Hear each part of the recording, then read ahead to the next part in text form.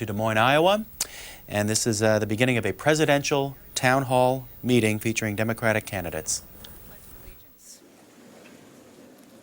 And leading us today is Technical Sergeant Marty Smith, a 13-year member of the Iowa Air National Guard and a member of AFSCME Council 61, Local 3013.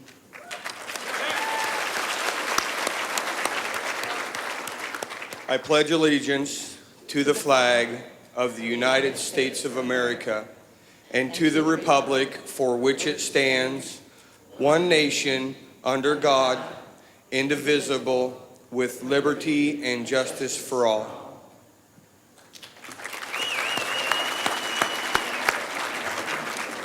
Thank you, Marty. I now have the great honor of introducing the man who will moderate this discussion. He has dedicated his life to making sure that working men and women have a voice at work. Please welcome the International President of our union, Gerald W. McEntee.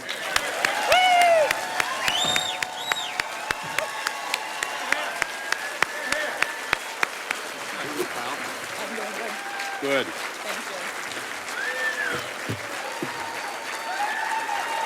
Thank you. Thank you. Thank you very much.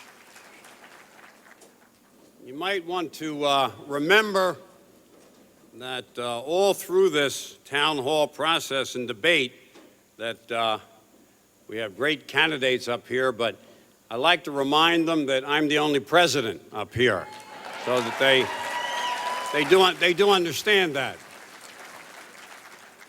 We want to thank Jan Quarterman for welcoming us, Marty, thanking him for leading us in the pledge, and indeed for wearing the uniform of our country. We're proud. We're proud of all of our members and their families who served in all of the wars and all of the conflicts, and indeed are serving in the United States Armed Forces today. In any war, in any conflict, and indeed in any national catastrophe, it is the children, the sons and daughters of working men and women who carry the battle and carry the fight. Your sons, your daughters, yourselves. You know, the White House is the home of the President, and the Pentagon, the Secretary of Defense, but indeed they're not the only patriots that are in America. You folks.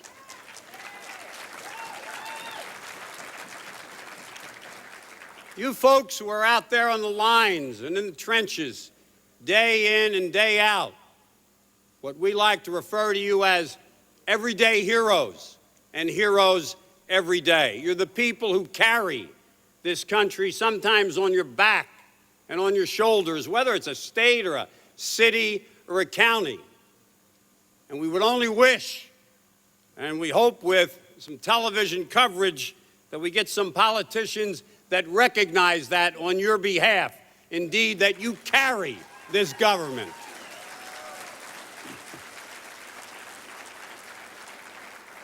I'd also like to ask you to join me in thanking the members of AFSCME Local 1868. They are the people who work right here in the Polk County Convention Complex.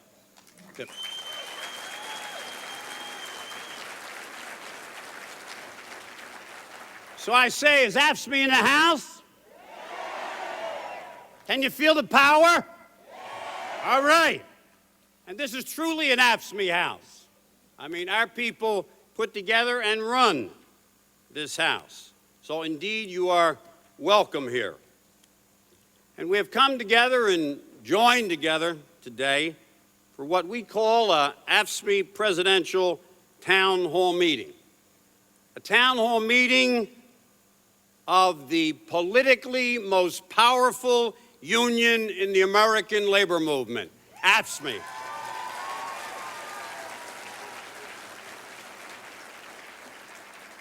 And indeed, you, all of you, are the heart and soul of that movement, of that union, whether it's politics or organizing or representing workers every day and every week. Sisters and brothers, with this event, we begin a process by which our union will make its endorsement decision. And it is indeed a participatory process that will involve membership meetings across the country, focus groups, a national membership poll, and much more. We're also polling a select group of Iowa members who are here with us today on how they feel about the various candidates and their positions, and we'll make that available as well. The key to our process is learning about the candidates' records and their views, and making sure we share what we learn with our members. That's your job, your responsibility. That's what today we'll focus on. We want to press the candidates on the issues that matter to us and indeed to all working families in America. You know, with nearly 1,000 of you in this room, in this hall, I'd say, and you ought to give yourself a round of applause, we're off to a very good start.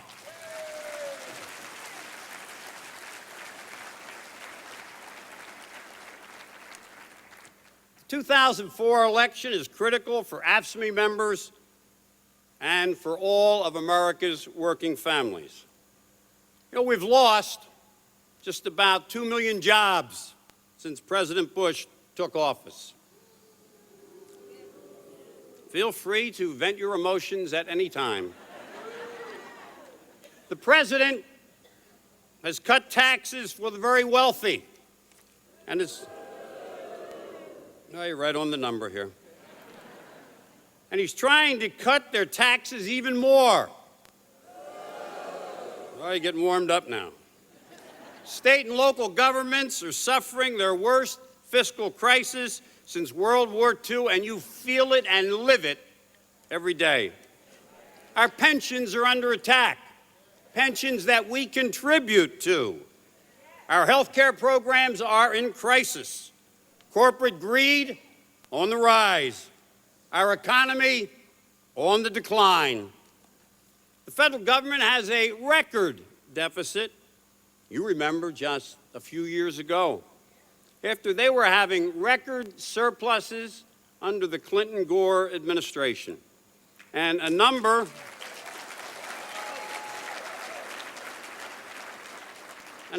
of our participants were in the Senate and the House during those days and helped.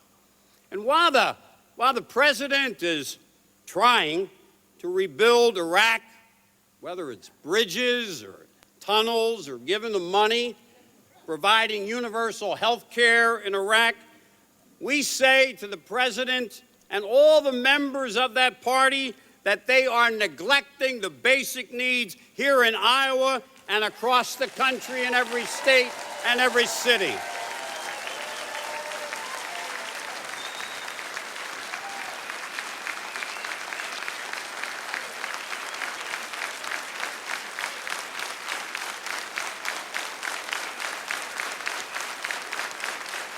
Thank you.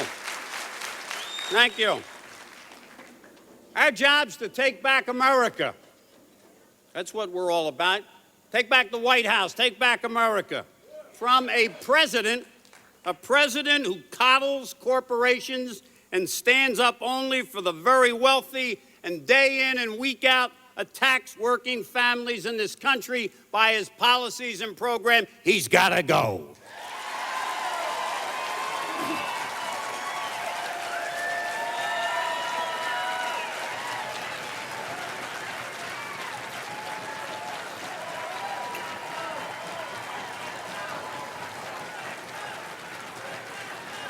Gotta go.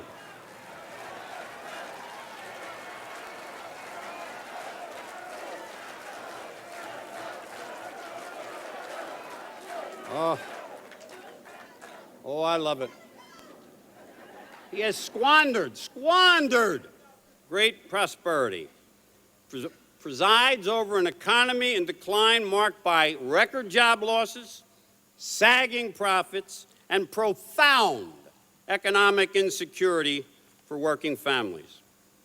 You remember 3, 4, 5 years ago how unemployment was? It now stands at just about 6%. 41 million people are without health insurance. And to use a term of President Bush's, there are another 20 million who only have an itty-bitty plan of health care. They don't have a plan that can carry them or their kids with decent health care. The costs are skyrocketing at nearly 6 times the rate of inflation. Trillions lost in your retirement funds and savings. This year alone, $100 billion in deficit for our states and our local governments. Our job, I think, is clear. It stares right at us to select the best candidate for America's working families and to do everything we can in our power to help that candidate get rid of Bush and take back the White House.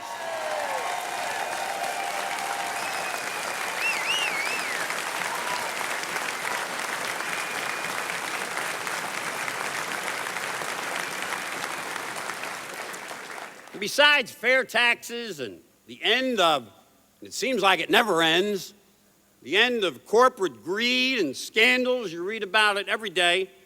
We want a healthy Medicare and Social Security system, pensions that indeed we can count on for our own retirement and working families can count on. We want quality public services. We are in the public service. We want to be able to deliver quality services, whether it's water or air or schools or whatever it is. We want to be able to deliver in a competent and responsible fashion. And we don't want to see any politician, particularly politicians in Washington, D.C., talk about privatization when, in fact, we can do a better job than any privatizer in America.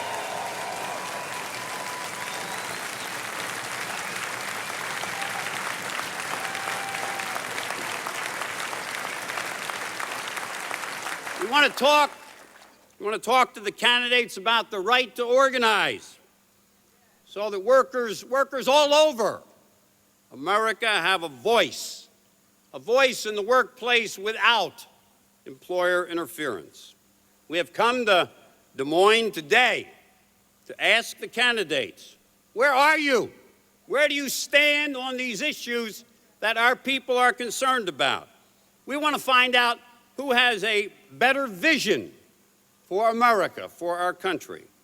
An America where seniors don't have to choose between paying for their medicine or eating their next meal. An America where the phrase, "no child left behind," is a reality and not just a talking point for George Bush.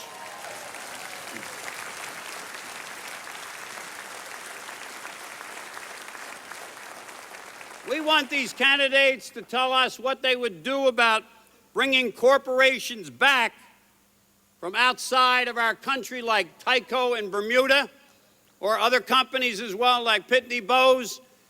Tyco in Bermuda saves $600 million in taxes a year because they have a mailbox in Bermuda. You have to pay your taxes each and every year. We want to know from these candidates, what are you going to do about it? Bring the money back to America. Don't leave it in Bermuda.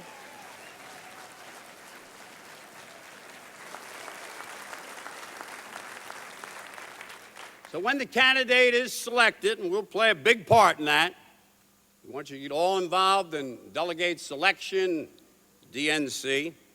When the candidate is selected, we're going to hit the ground running as we register voters and knock on doors, work phones, and everything else that goes along with a powerful campaign.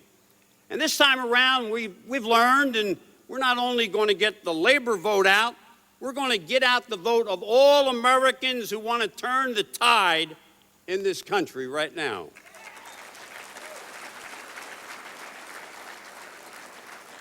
And they are legions. I don't care what those polls say, they are legions, because this economy of George Bush is in the trunk. Everybody knows it every day, and more people every day, and we got to get him in that trunk. I know. You like that? This is the C-SPAN police are over here on my left there.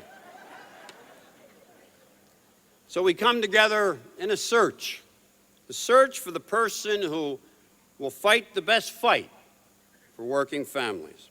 A person who cares about all of the country, not just the wealthy, and all that it stands for or all that it can be.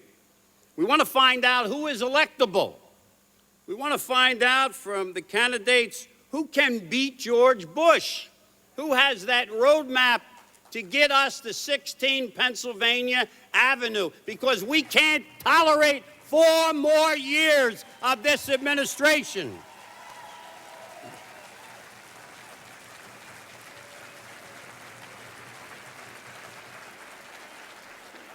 So you remember when you're out there and you're tired and you're hungry. Somebody says, well, let's knock on 5 more doors. Oh, I'm tired. I'm hungry. I can't do it. I got to go home. I'll miss my favorite television show. I've got to do something at home. I'm saying, sister, brother, if you don't do those 5 more doors or those phone calls, if you don't give it the most maximum effort in this campaign, you will be hurt, your families will be hurt, the people you represent will be hurt. But I am convinced, and I may be an optimist, and I'm proud to be one, proud to be an optimist and a Democrat, and I say, sisters and brothers, we can do it. Together, we can take back America and take back our states. All right, all right, all right.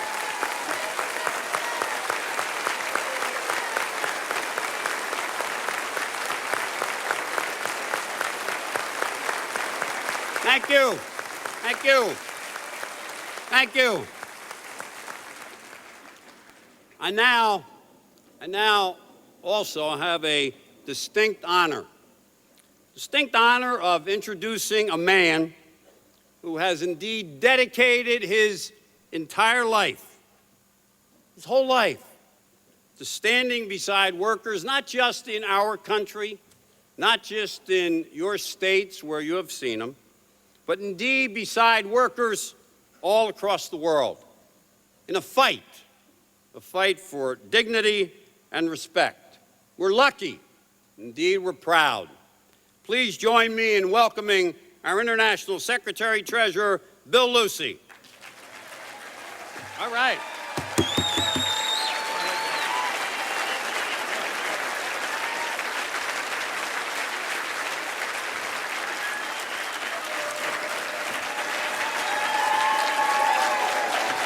Thank you so much.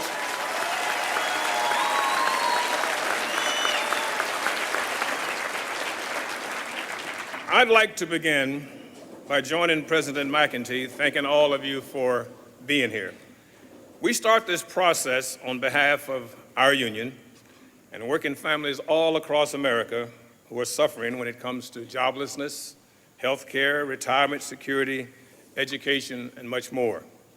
At a time when budget deficits at all levels of government, national, state, and local, are growing, trade deficits are expanding, unemployment is growing, and personal bankruptcies are running at record levels, this, as Jerry said, is a critical election. Our union stands 1,400,000 members strong. We are the largest union of public sector employees in the American labor movement and the best.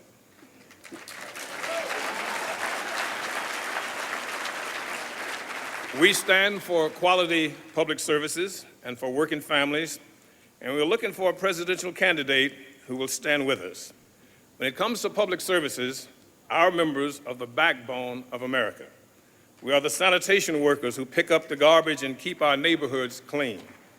We are the bus drivers, school nurses, daycare, food service, and dietary workers who nurture America's children. We are the correction officers and the safety personnel who keep America safe. We are the patient care workers who help our seniors and our veterans achieve the quality of life they so richly deserve.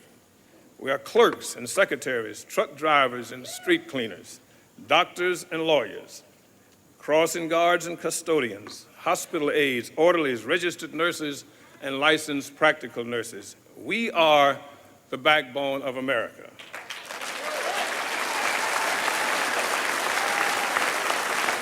We are social workers and librarians, home health care workers, and emergency medical personnel. We inspect America's streets, roads, highways, buildings, homes, and restaurants. We make sure the water is safe to drink and the food is safe to eat. We are dedicated, we are committed. Our work makes this country work. And that's why when it comes to the important issues of today, homeland security, tax cuts, our nation's fiscal crisis, health care, corporate accountability, and the right to organize, we must and will make our voices heard. Better than anyone, public employees know that when elected officials try to close budget holes by cutting jobs and important services, everyone suffers. When states close prisons, we see firsthand the problems of overcrowding and understaffing. We know how the risk of rioting goes up and the security of communities goes down. When states cut back on services for the mentally retarded, close veterans' hospitals or psychiatric facilities, we are the first to see the already vulnerable placed in even greater jeopardy. When states shorten school days or end Head Start programs, AFSCME members are among the first to see the effects on America's children.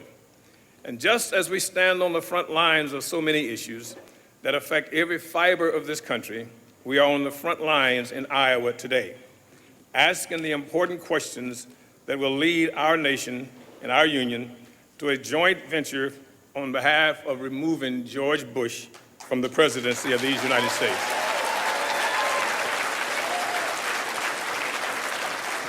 Sisters and brothers, this meeting marks an important beginning, a beginning that will help determine the course of our country for years to come.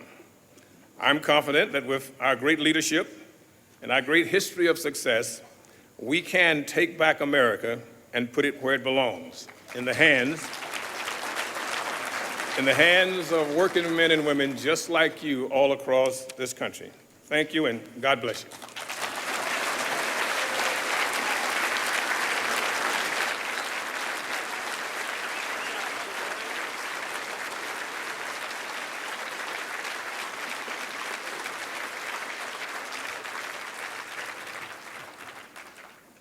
Good job, Bill. Always does a good job for this union. Let's hear it again for him. Come on.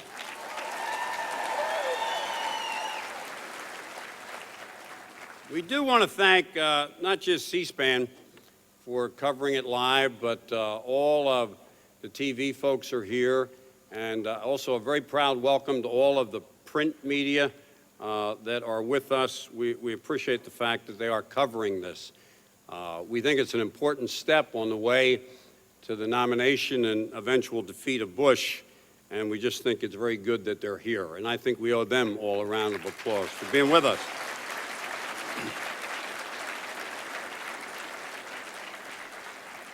We're now going to begin, I guess, what you would call sort of the meat and potato part of our program, maybe the most important part.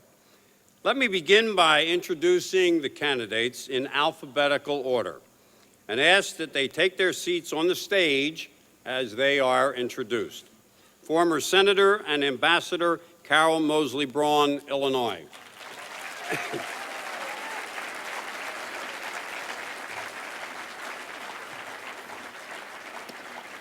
Former Governor Howard Dean, Vermont.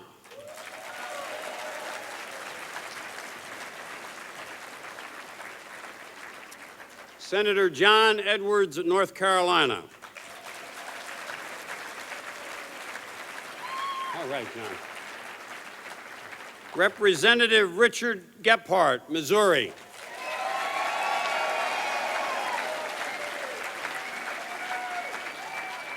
Okay, brother. Oh, he brought his own signs. Senator Bob Graham, Florida.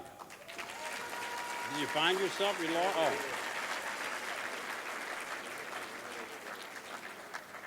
Representative Dennis Kucinich, Ohio.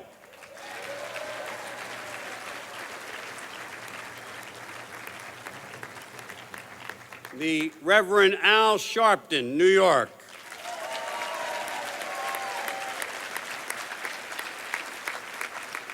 We want to thank each and every one of these candidates for coming out here to Iowa and joining us today. Following lunch, we will meet with Senator John Kerry via satellite. Couldn't be with us today, a previous commitment. We will also watch a pre-recorded interview with Senator Joseph Lieberman. He could not be with us in keeping with the observance of his faith. We did, and out there in TV land, we did invite President Bush, but he declined our invitation. We did invite him. But we did invite him. Today's program has 4 sections. We will begin with opening remarks from the candidates. Then 6 of our AFSCME members will ask questions, addressing what we see as the major concerns of our union. This will then be followed by questions from the floor, sort of a Freedom Hall, and you've got to be ready for this, Freedom Hall. And then we will have closing remarks from the candidates. We plan, as best we can, on concluding at about 11:30. Candidates, as your moderator, do you think I look like George Stephanopoulos? Really? Better, good. They said better. Good, much better. I'll just make his money, I'll be all right. Candidates, as your moderator, I will make sure we keep to the time. You see it directly in front of you. The time allotted, and interrupt when necessary. We have installed those time clocks, which you can see from your seats. We will begin with opening statements. They will be limited to 2 minutes. The order has been determined by a lottery, secret lottery, and we will begin with Governor Dean. Governor Dean. Are we sitting down or going up there? Down. Yeah, what? Down. Well, I'm delighted to be here, and one of the things I often get introduced at in labor meetings like this is I'm the only doctor in America with a 100% COPE record. But I'm particularly proud of the fact that last spring the AFL-CIO gave me their Paul Wellstone Award for helping to organize a hospital, the own hospital that I was attending at. You know, we've lost a lot in the last 2.5 years. 2 million jobs. We have a president who talks tough on homeland security, but is strangling the cities and the towns and not giving them the money that's necessary to protect them. We have a president who recommends cutting taxes, which make it impossible to have a decent health care program in this country. President's prescription for everything is take 2 tax cuts and see me in the morning. My prescription is a little different. I want a different kind of America. In our state, everybody under 18 has health insurance. And I want an America where we can go out and explain to people that they can be like everybody else, that the British and the Germans and the French and the Italians and Israelis and the Canadians and even the Costa Ricans all have health insurance that can't be taken away. And we can have that too in this country with a Democratic Party president. Yeah. I want an America where human rights are attached to trade policy so our jobs can't be taken away. I talk to Democrats all over this country, and I find that Democrats are almost as angry at the Democratic Party as they are at the Republican Party. We have got to understand that the only way that we can beat this president is to take him on directly. Don't vote for any tax cuts of any kind. Let's explain to the American people that tax cuts are killing our jobs and making it impossible for us to have a decent health care system. Don't vote for unfunded mandates like No Child Left Behind, which make it impossible. Let's explain to the American people that those kinds of unfunded mandates are wrong. They drive up your property taxes. What we need is full funding of the mandates like special education to stop strangling our cities and towns. This president's passed the largest tax cut in American history. He's given $1.7 trillion to his corporate friends like Ken Lay and added $10,000 worth of debt to every child in America. We can do better than that. This president has ruled us by making us afraid of each other and making us afraid of others. I want an America where we're going to rule by hope again, where we're going to have a tough country, but a country where we acknowledge our responsibility for each other. We're going to build an America where we're all together again, no longer divided by fear and tax cuts for people who don't need them. Thank you very much. Thank you very much, Governor Dean. We'll now hear from Senator Graham. Keep your eye on that clock, all right? Good morning, and thank you, AFSCME, for giving us this opportunity to be with you today. I have worked with many of you over the years. I respect what you do for Americans every day. I also want to thank Jerry and Bill for the great leadership that they are providing to AFSCME. My name is Bob Graham. I'm running for President of the United States because I believe this nation is on the fundamentally wrong track. Hear, hear. I am an optimist. I believe America's best days are still ahead. But to realize those best days, we should start with a hard-headed assessment of what is happening today. I'm running for president to secure our economic future. In the last 2 years, we have lost jobs, we've lost our pensions, we've lost confidence in the American economy. And the only solution that the president offers, more tax cuts for the wealthiest Americans. As president, I will invest in our people. As president, I will assure that we will not have the corporate greed which is paying bonuses in the suites while the workers are being fired in the basement. Yeah.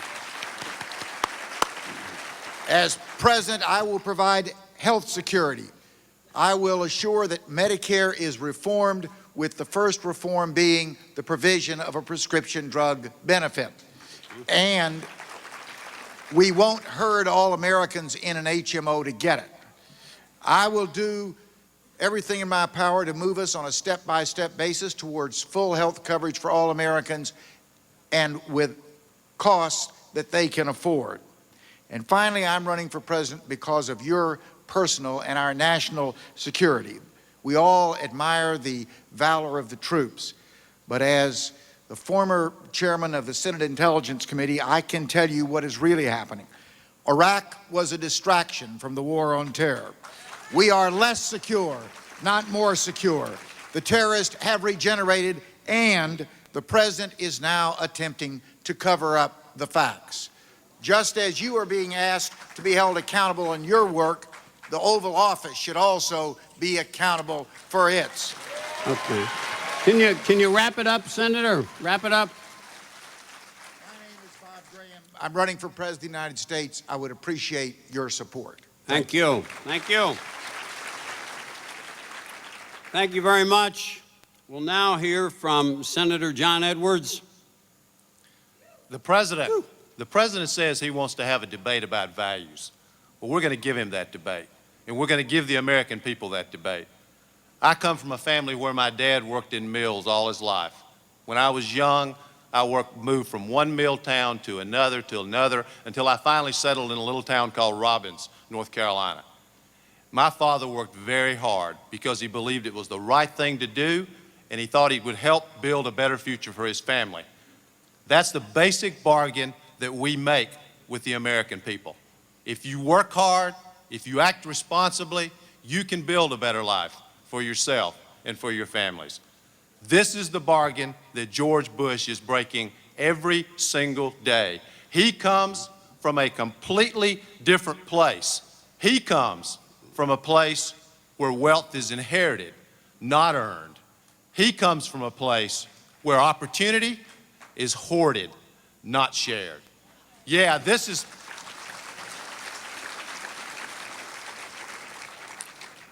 going to be a debate about values, Mr. President. It's going to be a debate about the future of America and the kind of country we want.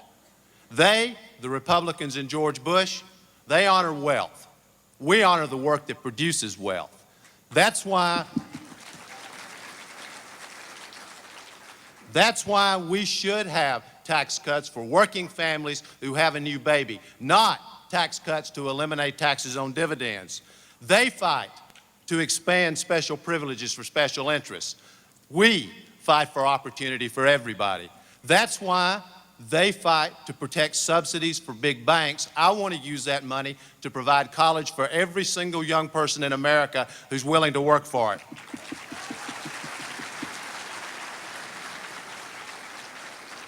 We believe in taking responsibility. They believe in shifting the buck. They believe in passing that buck to somebody else. That's why Congressman Boswell and I have a bill in the Senate to provide $50 billion to communities and states all over America that desperately need help. If it seems like they don't believe in public sector unions, there's a reason for it. The truth is worse than that. They don't believe in the public sector. They are fighting every day to dismantle it. Could you sum it up, Senator? Yes. Sum it up.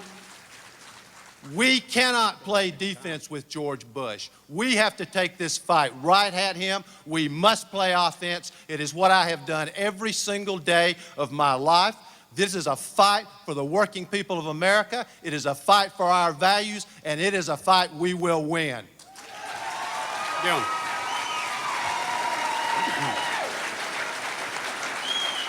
Thank you. Thank you, Senator Edwards. We will now hear from Ambassador Mosley Braun. 20 years ago, thank you. 20 years ago, when I first ran for the state legislature in Illinois, my father got a beat-up old truck that was colored green, about the color of your T-shirts. And on the side of it, he had a big sign that said, "Fight the greedy and help the needy." And I was, of course, horrified that he was driving through the streets of Chicago screaming, "Fight the greedy, help the needy." But here I am 20 years later, and in this world, with this leadership that only George Orwell could have given us, this crowd is into helping the greedy and fighting the needy. My father had it right. George Bush has got it wrong. They are helping the wrong people and hurting the rest of us. Tax cuts, no-bid contracts, a war of choice that's going to leave us rebuilding Beirut while cities in Chicago cities in America are falling apart. This is absolutely the wrong direction.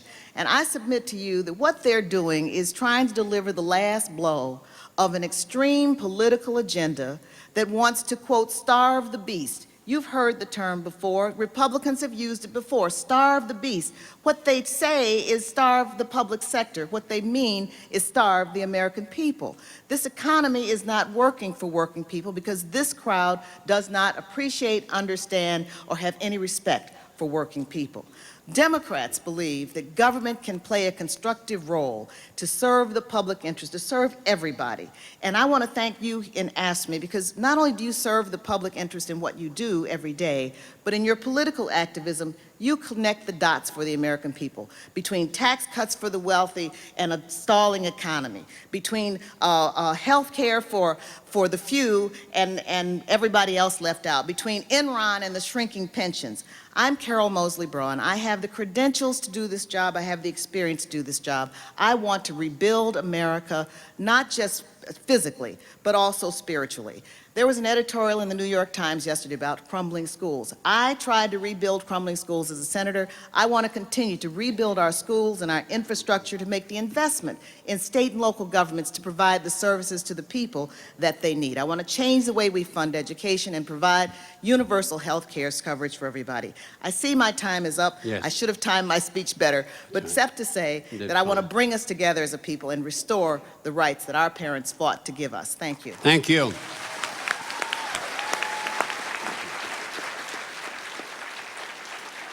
No pun intended, but we're going to turn to our left here. We thank Ambassador Braun and will now hear from Representative Dennis Kucinich. Thank you. As president, I'll lead the way to stopping privatization, which has been about carving up our government and selling it to the lowest bidder. We'll put an end to that. As president, I'll lead the way to protecting Social Security and stop the privatization of Social Security and bring the retirement age back to 65. People are working their whole lives. They should be able to retire at 65 years old, not keep moving that retirement age back. As president, I'll stop the privatization of Medicare. It is time for a fully funded universal health care system, Medicare for all. Take the profit out of health care, get the insurance companies out of health care, return health care to the people. As president, I'll make sure that workers' rights are enshrined in a workers' White House, because workers have a right to organize, a right to bargain collectively, a right to strike, a right to be able to be compensated if you're injured on the job, certainly a right to fair wages and fair benefits. As president, I'll issue an executive order which will say that anyone who gets a federal contract will have to provide that when 50% of the workers sign up for a union, there's an automatic union. As president, I'll set aside those provisions of Taft-Hartley which attack the right to organize. As president, with 100% AFSCME voting record, I might add, one of my first acts in office, recognizing how trade has devastated so many towns around Iowa and the nation, one of my first acts in office will be to cancel NAFTA and the WTO. I ask this administration, tell me, Mr. Bush, where are those weapons of mass destruction? I've seen those weapons, and I'll tell you where they are. Joblessness is a weapon of mass destruction. Poverty is a weapon of mass destruction. Hopelessness is a weapon of mass destruction. Let's bring back hope in America. Let's bring back jobs in America. Let's bring back workers' rights in America. Thank you.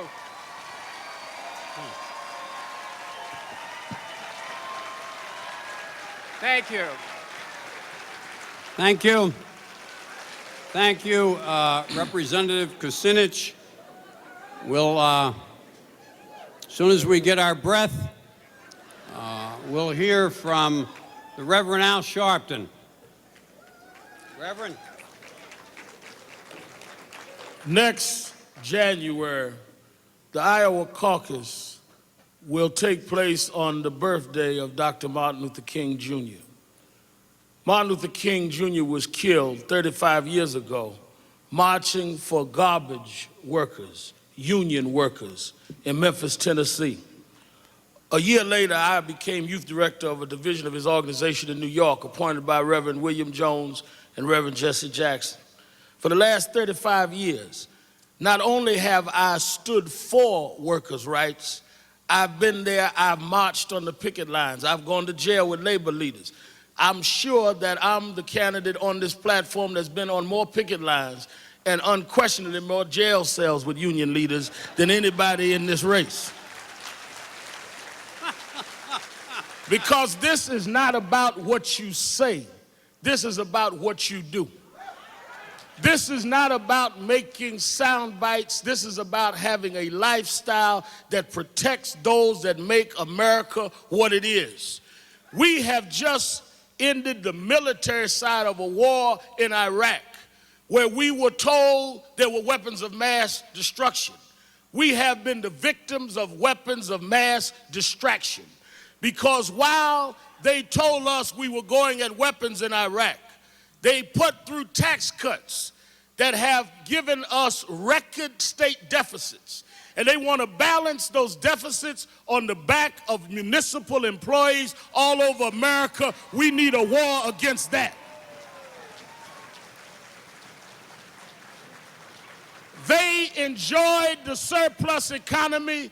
They deregulated business. Now when the economy goes down, they want us to pay for a party that we weren't invited to, that we weren't guests of, and that we never enjoyed.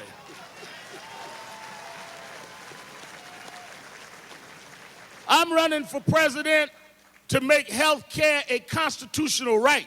Not only do we need universal health care, we need to give every American the right to health care, the right to education, the right to vote. We don't have those constitutional rights.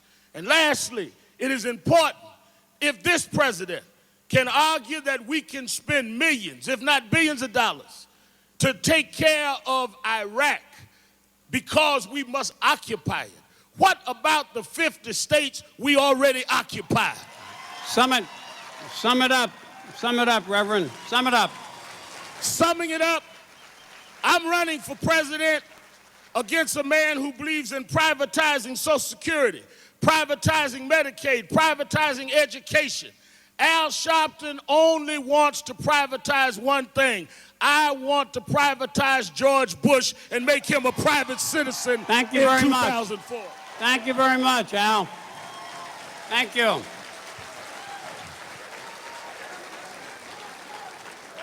We want to thank Reverend Sharpton, and we'll now turn to Representative Dick Gephardt.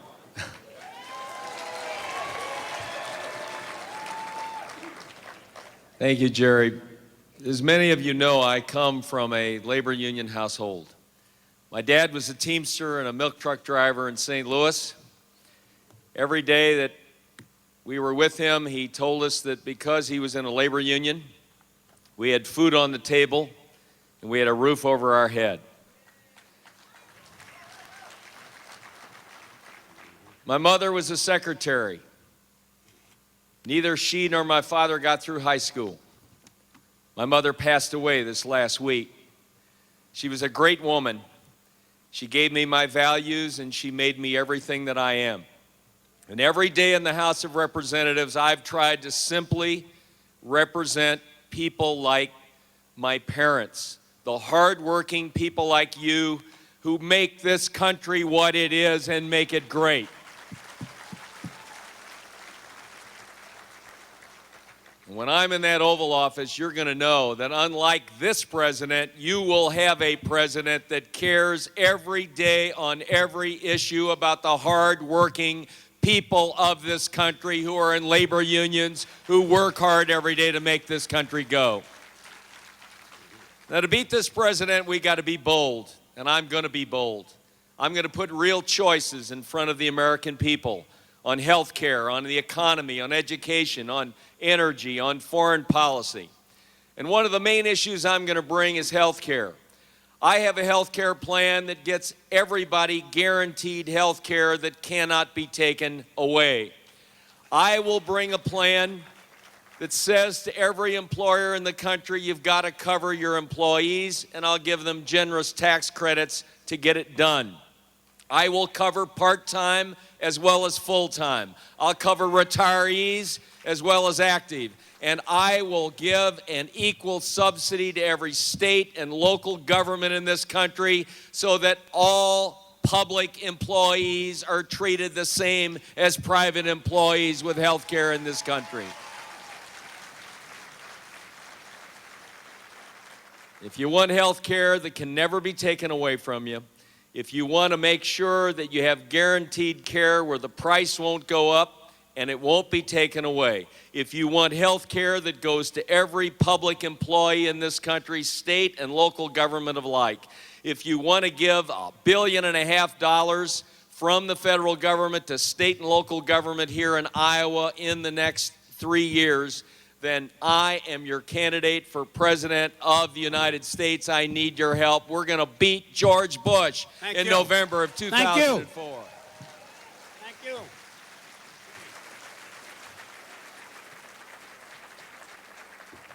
Sisters and brothers, we're now going to move to the question and answer portion of our program, one of them, beginning with questions from 6 of our members about major issues for all working families. After each question is asked, I will direct the question to one of you and then direct follow-up questions as well. I would ask the candidates to limit their answers to 1 minute.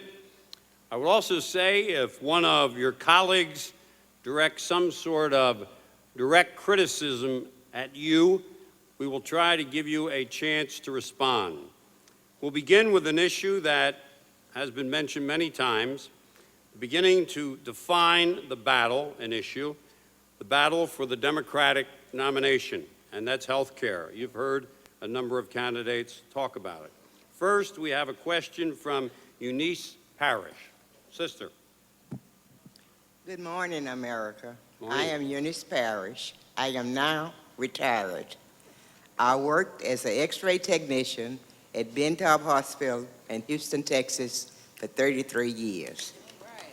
I think that we can all agree that this nation's health care system is in crisis. Millions of Americans are without insurance. Public health hospitals are buckling under the growing demand. Nurses are being forced to work shift after shift. Medicare is at risk. For the ASME members and other Americans with health insurance, there are also problems of the skyrocketing cost. Employers are demanding the huge give back. Why? Because they cannot afford the enormous increase in the cost of insurance. My question is, what plan do you have to solve the health care crisis? Thank you. Thank you, Sister.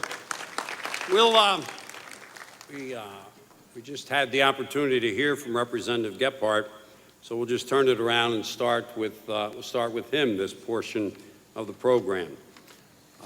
You were the first, Dick Gephardt, you were the first candidate to announce a health care plan some weeks ago. Since then, other members of this panel have offered their own proposals and lots of criticism of your plan. That's too expensive, goes too far too fast, gives money to corporations who don't need it.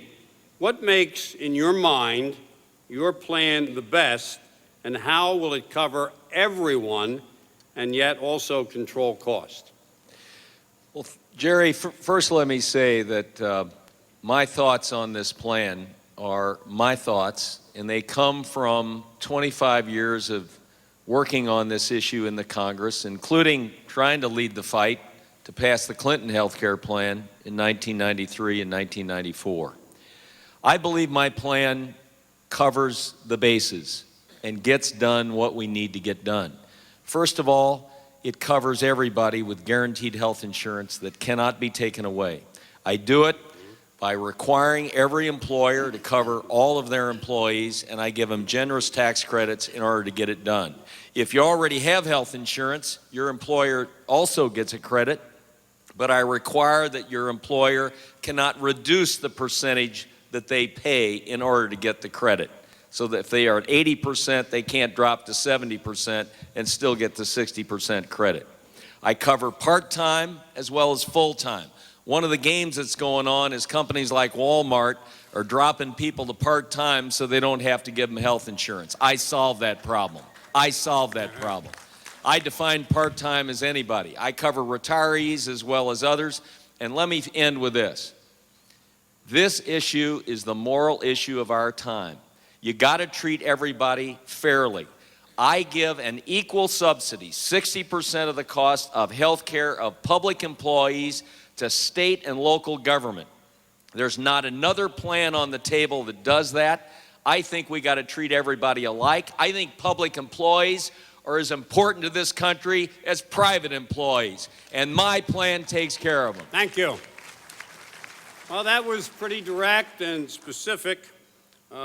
Governor Dean, I think it was either this week, I guess, when you announced your plan. Now, some folks say, at least some of the critique of it in terms of experts, say it's piecemeal, that it doesn't go far enough.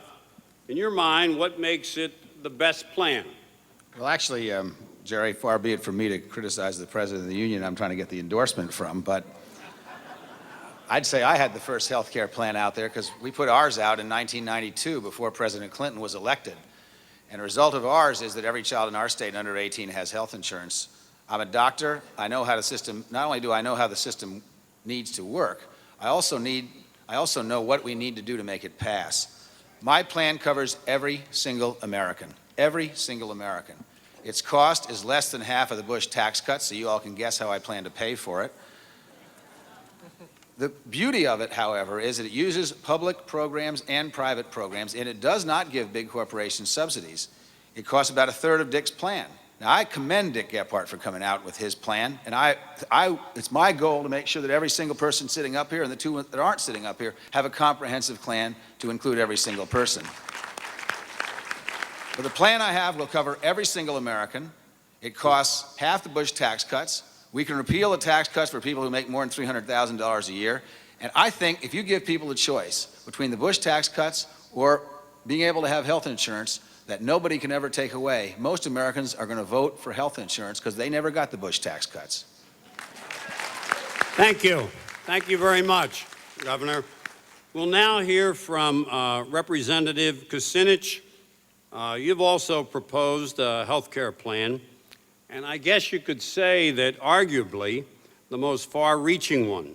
How would it work, and how would you get it passed? This health care plan, Medicare for All, calls for a 7.7% tax paid for by the employer. Employers are already paying 8.5%, so it actually saves businesses money. That would raise about $920 billion. In addition to that, there's already over $1 trillion being spent a year in local, state, and federal dollars for health care. The American people are already paying for health care for all, but they're not getting it. That's why I say it's time to take the profit out of health care. We have the money in the system, but right now, the private companies are charging about 18% for administration, while the cost of Medicare administration is only 3%. I think it is urgent that we take profit out of health care. How many homes have this discussion every day in America? Well, I don't feel well, we don't have the money to go to the doctor, or, well, we can't afford that surgery. You know, we need to stop those kind of discussions in America. We have the money in this country. We can have universal, single-payer health care for all, and I'm the only candidate for president who submitted such a plan. It's time, America. Thank you. We would now ask Senator Edwards. Senator, is there an Edwards health care plan? And how would you cover everyone, universality, and reduce the cost of health care, which are escalating out of sight? Well, thank you, Jerry. First of all, let me say how important the work you do and everyone in this room does every day is. My brother, who's an electrical worker, a member of the IBEW, only has health coverage because of organized labor. And his wife recently had very serious health problems. And the only reason he could pay for it is because of the work you do. What you do is so important. Thank you for what you do.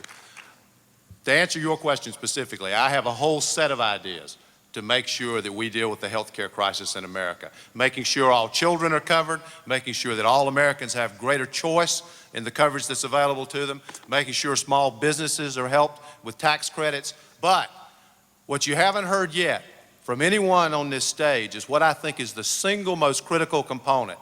We have to do something about the cost of health care in America. And in order to do it, we're going to have to overcome this culture in Washington that pushes against taking on big insurance companies, big HMOs, big pharmaceutical companies. I have done it. I've fought them all my life.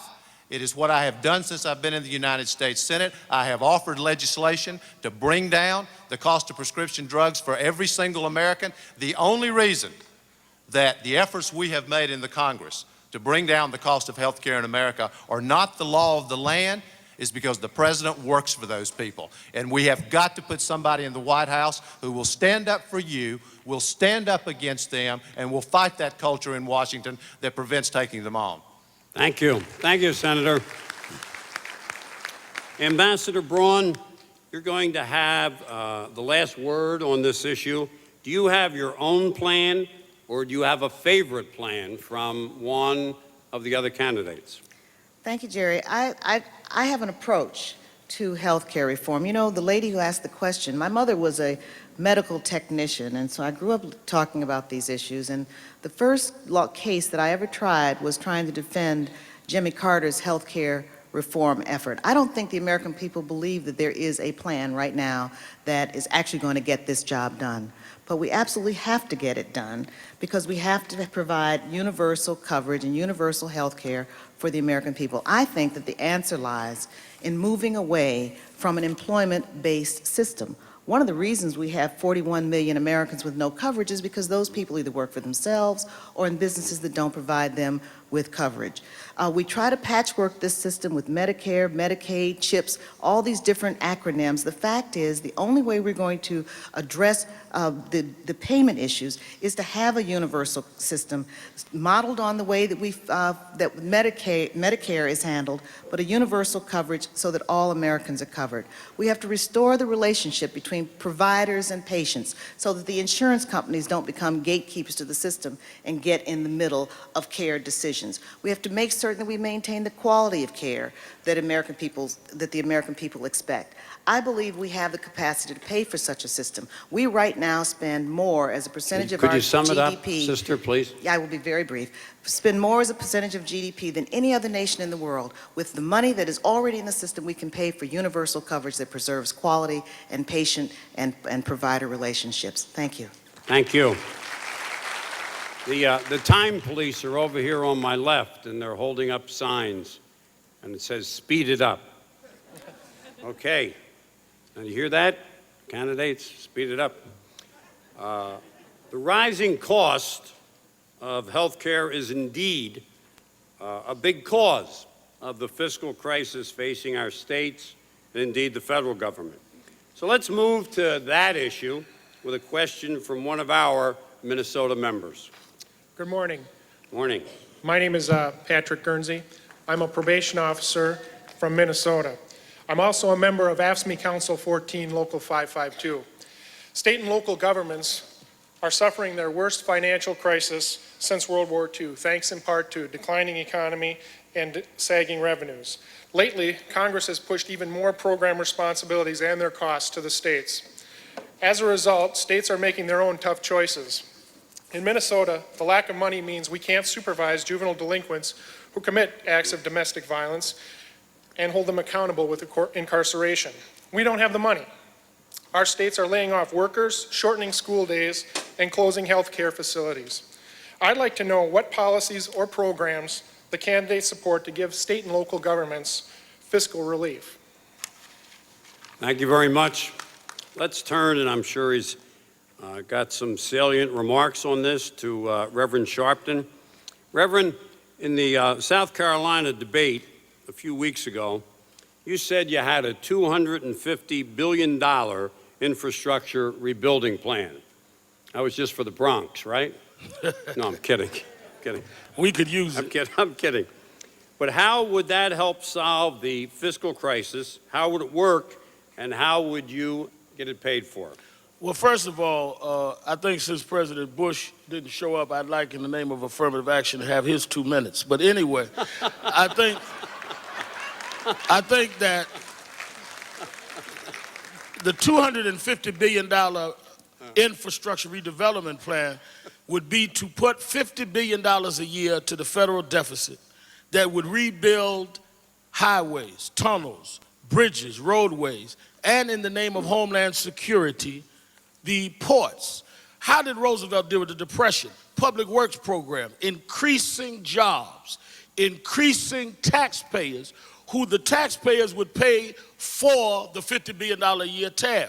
We are investing in the wrong people in the country. We're investing in the rich rather than investing in working class families, giving them productive and constructive jobs. That's A. B, there's a misnomer.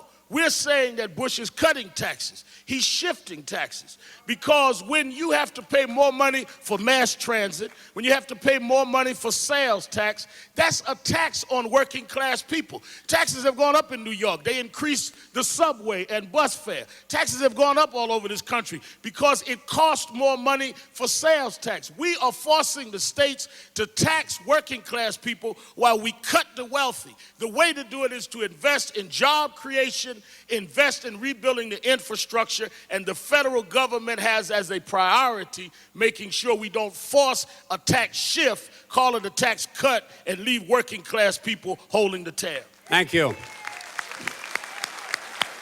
Thank you, Reverend Sharpton.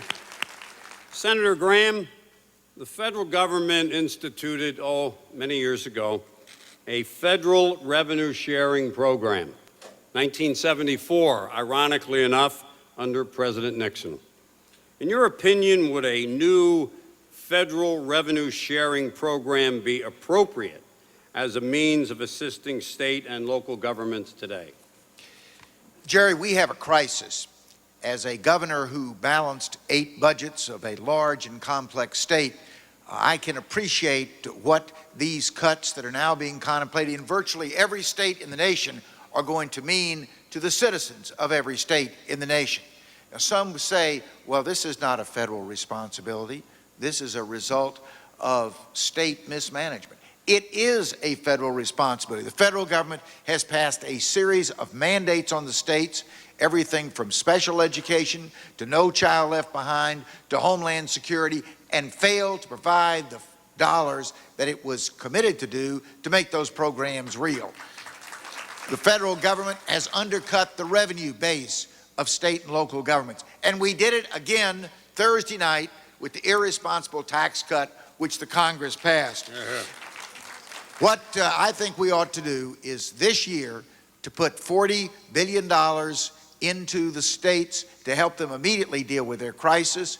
That would provide $330 million for Iowa, incidentally, and to see that those funds are expedited to the states by doing it through a change in the Medicaid formula with the federal government picking up a larger proportion of the cost. That's the best remedy, that's the best prescription to the current crisis.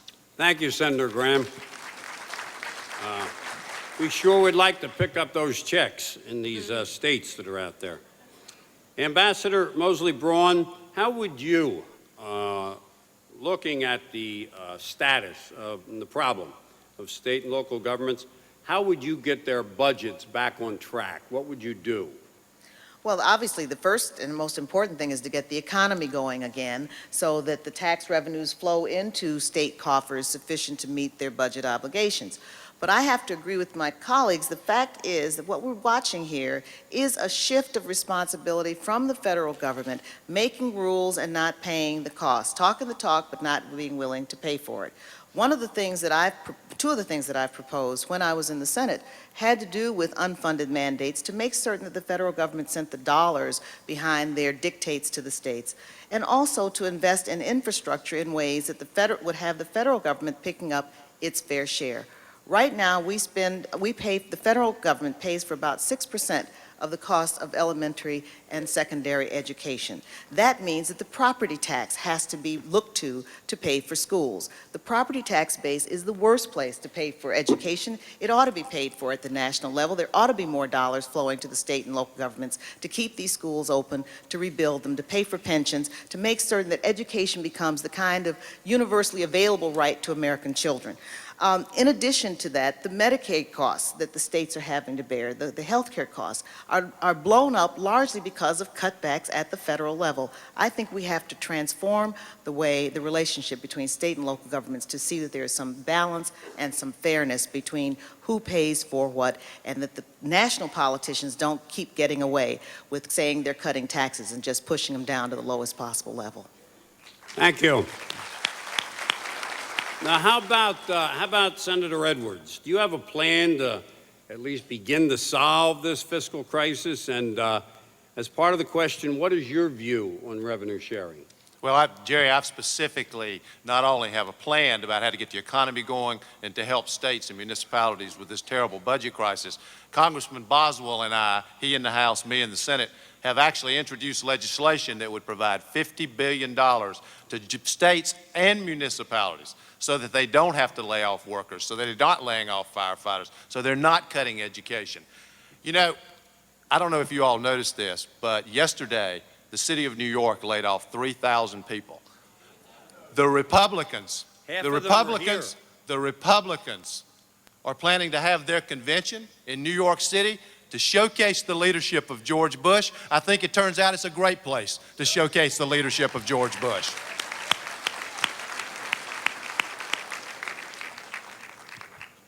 Thank you, John.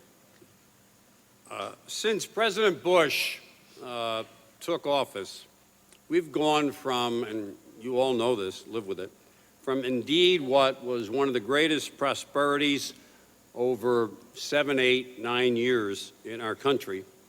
And with the footsteps of George Bush and the rest of his crowd all over it, we've moved to a recession. Pat Seacrest of California has a question about our nation's economy. Sister. Good morning. My name is Patricia Seacrest, and I work as a custodian at the Hillcrest Medical Center at the University of California in San Diego. I am here today because I am really worried about where our economy is going. Too many of us are wondering whether or not we're going to have a job tomorrow, let alone able to save for retirement. But George Bush's only solution is more tax cuts. Now, I don't know too many people who would say that they don't want more money. But the truth is that those tax cuts mainly go to the very rich. I take home $1,200 a month, and I spend $900 a month on rent. I am struggling just to make ends meet. I'd like to know, I'd really like to know, how would you get our economy back on track?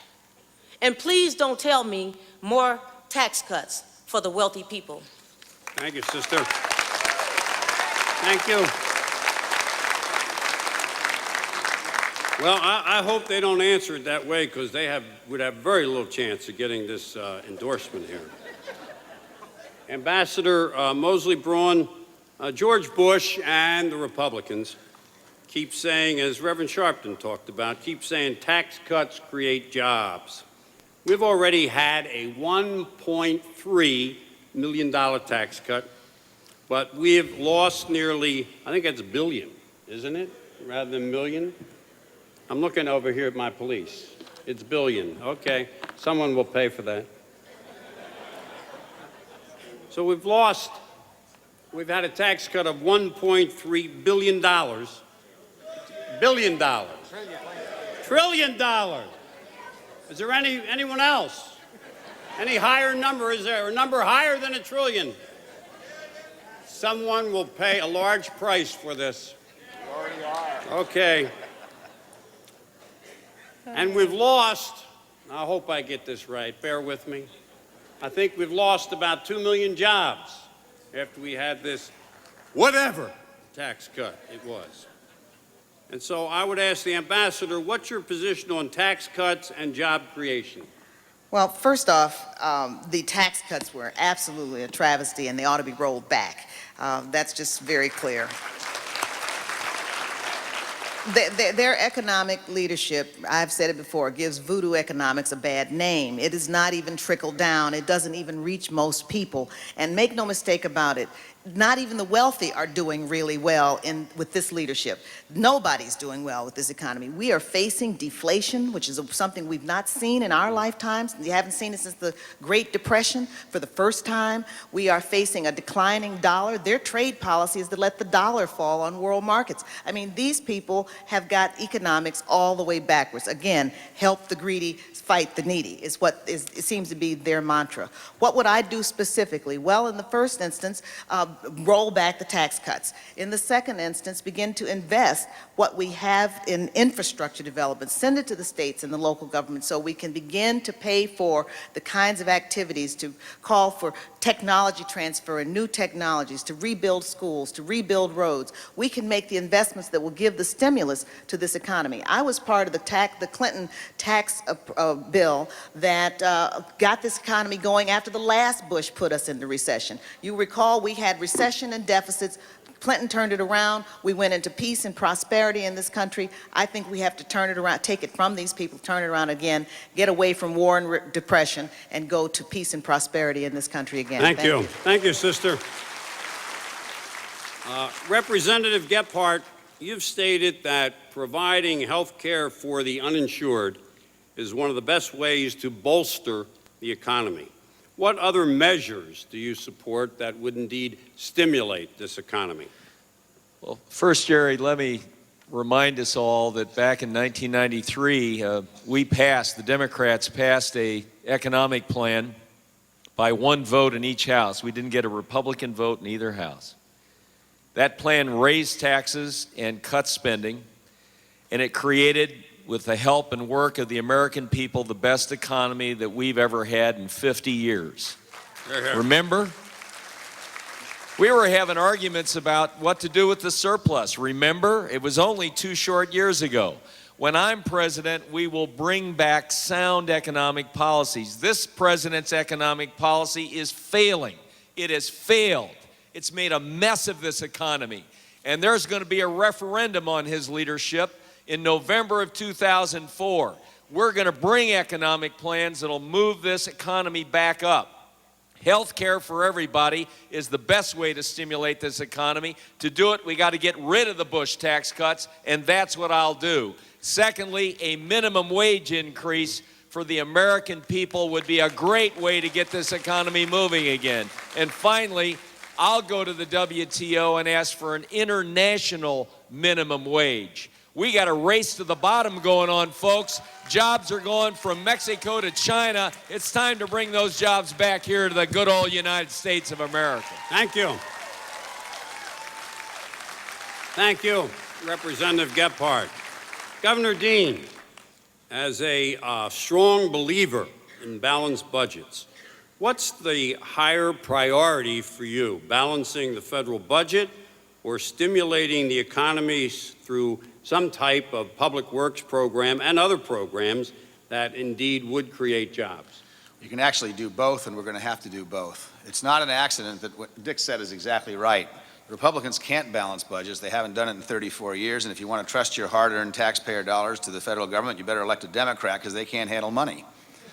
Now, it's not an accident that when Dick led the troops in '93 and senators all supported balancing the budget, that kicked off this tremendous time of prosperity because people had confidence and they began to invest in America again.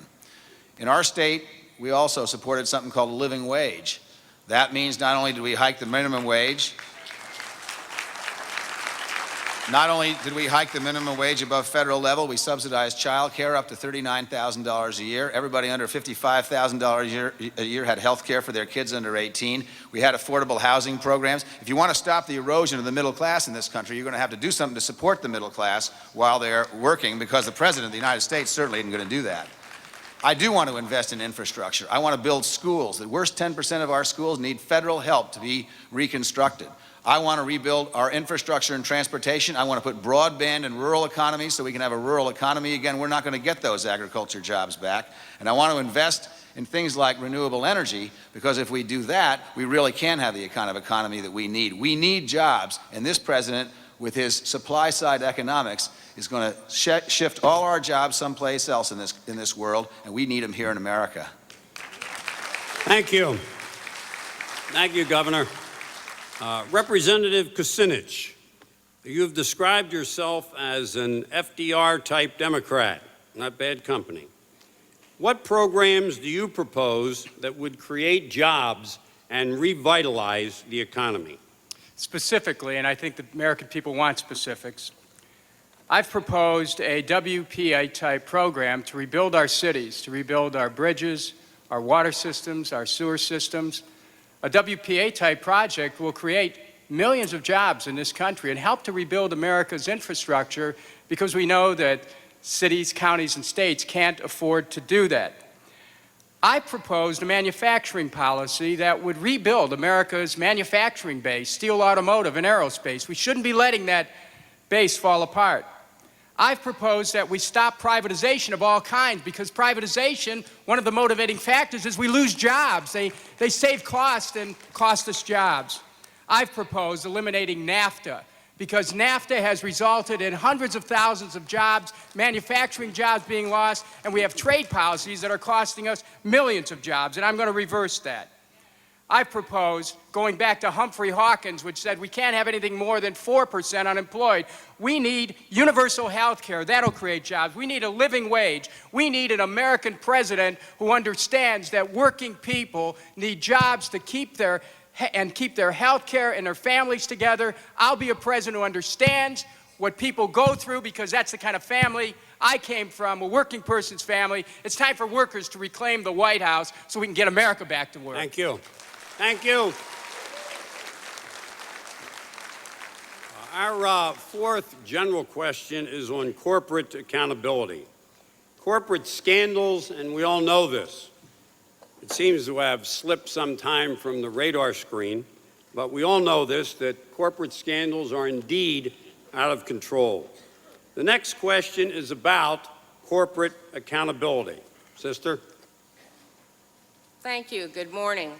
I'm Morning. Shirley Stutler, president of Local 2595 of Venango County Clericals out of Franklin, Pennsylvania. Republicans complain about class warfare. Anytime Democrats bring up issues of fairness among taxpayers, however, I don't hear anyone talking about really doing something about outrageous corporate executive pay, or about corporations wiping out their retirement plans and the retirement health benefits of their former employees. As President McEntee had pointed out earlier, we have corporations like Tyco that put their headquarters in countries like Bermuda in order to avoid paying taxes like the rest of us. I would like to know how you are going to make CEOs perform their duties responsibly and stop lining their own pockets at the expense of everyday Americans. Thank you. Senator Edwards, countless numbers of Americans lost billions in their retirement savings because of the Enron scandal. Do you support, and I don't think anybody's gone to jail yet, do you support stronger criminal penalties for corporate leaders who steal people's retirement savings? The answer is yes. We don't just have a crisis in dollars in this economy. We have a crisis in values in corporate America. When American Airlines executives are putting millions of dollars into a trust to protect their own pensions at the same time that they're asking for concessions from their workers, there's something wrong in the corporate culture in America. This is what we need. We need a worker and shareholders Bill of Rights in America. We need to protect people's pensions by ensuring that people at the top aren't protecting their own pensions while they're mucking around with working people's pensions. On CEO pay, which Shirley specifically asked about, we need right-to-know laws that require them to tell us what CEOs are being paid, all of it, why they're being paid, and that their pay actually be tied to the performance of the companies. And third, we need to make sure that shareholders have representation on boards of directors so that working people's voices are actually heard in this process. We need to democratize the process of corporate board decisions in America so that your voices are heard, your rights are protected. Thank you very much. Reverend Sharpton, we've been urging, as the sister said, corporations like Tyco to come home to America and get rid of their offshore tax shelters, the so-called mailbox. Would you support preventing any United States company that establishes a non-U.S. tax headquarters from receiving any federal contracts at all? Absolutely. If you want to go offshore, then you need to do all of your business offshore. You cannot have the right to duck taxes by going offshore and then engage in trying to have federal or state or municipal contracts at the expense of taxpayers that you will not join and you will not be part of. I think that one of the things that we must do, and this election next year will be a real reality test in the party, is we've got to stop imitating the Republicans and being soft on big business.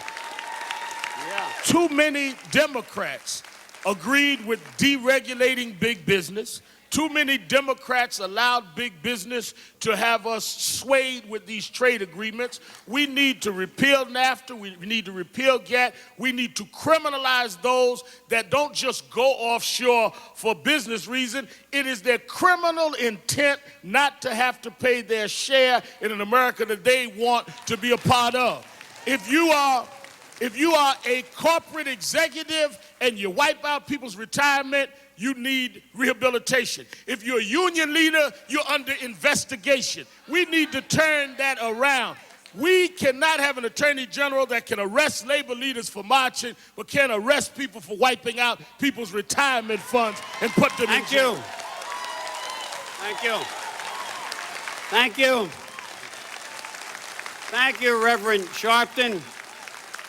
You just used 1 minute of George Bush's. Give me a minute. Senator Graham, CEOs, and I think this figure may be low, but CEOs now make an average of 500 times more than their workers do. Even when many CEOs preside over poorly performing companies, and they lay off tens of thousands of workers. What steps would you take to put a stop to this? What is happening is America is that we are becoming two Americas. We are becoming one America for the wealthiest and most powerful, and we are becoming a separate America for those who represent the vast majority of our citizens. I think that we need to start taking those steps to bring us back together again. What are some of those steps? One, no more tax incentives that encourage bad, abusive corporate behavior. Can you believe it that Enron is now, after having cooked the books to show more profit than they really earned, now asking for rebates from that excessive profit? Number two, we need to have proper accounting and accountability for corporate executives. If they're going to give themselves a stock option, that should be disclosed, and the federal government taxpayers should not pay for it. Third, we need to restore the Department of Labor to a department that actually feels it should represent labor. That department, among others, has the responsibility of overseeing the pensions of American workers. It has seen it more important to berate the leadership of organized labor than to protect the interest of working Americans. Thank you. Thank you, Senator. Representative Gephardt, some people believe that having federal good behavior rules for corporations to adhere to in order to do business in the United States would help, in some way help, reform corporate America. What do you think? We need a lot of rules that we don't have, but I want you all to understand that what's happened with Enron and all these companies is not some mystery. I want to take you back to the contract with America that Newt Gingrich brought in 1995. Whoa! Let's review the history. He brought bills that changed the legal system in this country so that corporations were no longer responsible for shareholder fraud. And it passed the Congress and became the law. They also changed the accounting rules so the corporate executives could, in effect, corrupt the accounting firms in this country, and the largest accounting firm in this country went under because of bad behavior. You bet we need some new rules. We need a new country. We need new laws going through the Congress that make the public trust of these corporations responsible to the people of this country, which is what the laws used to say. But to do it, we got to take this government back. We got to win the presidency. We got to win the Congress. The corporations have bought the Congress, and that's why they're buying the policies that help them steal this money. You got to get out and vote. We got to get everybody in this country to vote to take this country back. Thank you. Thank you. Representative Kucinich. Halliburton, Bechtel corporations with high connections to current and former Bush administration officials we are led to understand, making hundreds of millions of dollars already in Iraq. How would you prevent this kind of war profiteering? First of all, I take this country away from policies which put America on the war path. I think it's important to understand that the Halliburton contract was being prepared before the invasion of Iraq occurred. Now think about what that means. It means that Halliburton obviously continues to profit from war, and just as Halliburton profited from some of the so-called members of the empire of evil that this administration professes to be opposed to. Now, we need a president who is free of controls of corporations. When I was mayor of Cleveland, I passed that test because I faced down the most powerful bank in Ohio when they tried to demand that I privatize Cleveland's municipal electric system. I put my career on the line saying no to privatization. As the mayor of the city of Cleveland, we saved a municipal electric system which has saved the people of Cleveland hundreds of millions of dollars on their electric bill. As president, I'll stand up to the corporations just as I stood up to the corporations when I was mayor of Cleveland. Thank you. Now going to move to question 5. And we feel that not too many politicians, oh, I'm sorry, go ahead, Carol, sister. I'm sorry, Jerry, but there was an important thing that kind of got left out. I agree with my colleagues, obviously. Sure. But I think a place to start would be equal pay for equal work for women. I mean, we are not, you know, a bill is a bill and it doesn't have a gender on it. And there are several other things, but if you come back to another economic question, I'd like to. Fine. Thank you. Okay, thank you. Question 5 is, or at least we don't think, that politicians and policymakers pay a lot of attention to. It's called the right to organize. Let's talk now about justice in the workplace. And one of our Wisconsin members will get us started. Sister? Good morning. My name is Annette Berry. I'm one of 500 school bus drivers from 3 different companies who have organized with Council 48 in Milwaukee. When workers try to have a voice, management often threatens and intimidate us and run smear campaigns to discourage us from forming a union. Yet the workers have no right to equal time or formal opportunity. To set the record straight, workers must be able to exercise their right to organize a union free of management intimidation.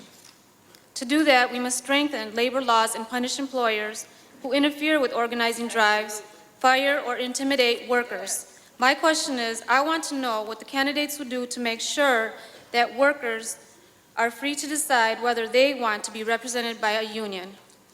Thank you very much.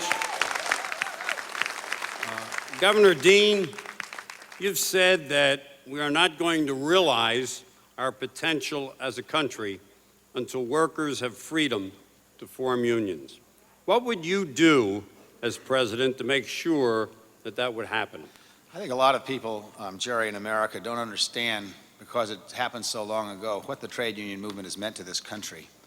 This country is the most powerful nation on the face of the earth because of the trade union movement. Because 100 years ago, when it was really a struggle to make a living, if you worked in a factory or a mine, trade unions began to make it possible for people who worked hard to hope that someday their kids would have a better life than they did. We need to now, in terms of trade elsewhere, to make sure that those same rights are available to workers all over the world, because it's in our best interest to develop middle-class countries with democratic ideals where women fully participate in those governments so that we stop losing jobs and they start being able to buy our products. There are low-wage workers organized by your union, by SEIU, and by others that are immigrants that have to be included in our system, and right now they are not. And the only way that they're going to be included fairly is to have card check, so that without election, 50% of the folks sign cards, the union is in, and health care benefits are going to be available to every American, and living wages are going to be available to every single American. We have lost a lot in the labor movement over the last years, and I want Americans to understand, and people in this hall understand, but I'm talking to the people on television, I want Americans to understand that the trade union movement in this country has been an incredible plus. It makes us strong, and it is weak, and that means our country's weak, and we need to make it stronger. Okay. Thank you. Senator Graham, you come from a state where it is hard for public and private sector workers to have a union. Difficult. In fact, very hard.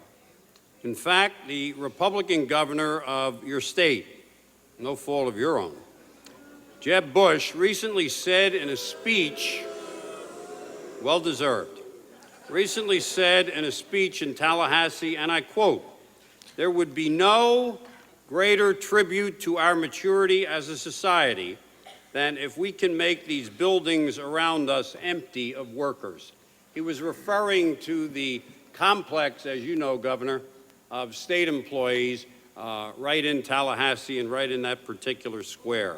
So that's the mindset of some of these people. And so how would you support the efforts of workers to organize into unions? First, I would do everything in my power to see that we did not have the George Bushes and the Jeb Bushes of the world running our governments. Here, here. The United States Constitution lays out what is the purpose of government in this new nation for which they were preparing the basic document. And they said, among other things, that the purpose of government was to protect the national defense and to secure the general welfare. Those continue to be the reasons why we need a strong and effective government at all levels in this nation. While I was in the state legislature in Florida, I was one of the leaders in passing the legislation which empowered public employee unions to organize in our state. What is happening, friends, is that America continues to fracture along the lines of power and economic status. The trade union movement in our country has been one of the elements that have allowed America to be a middle-class nation. We need to return to one America. Thank you.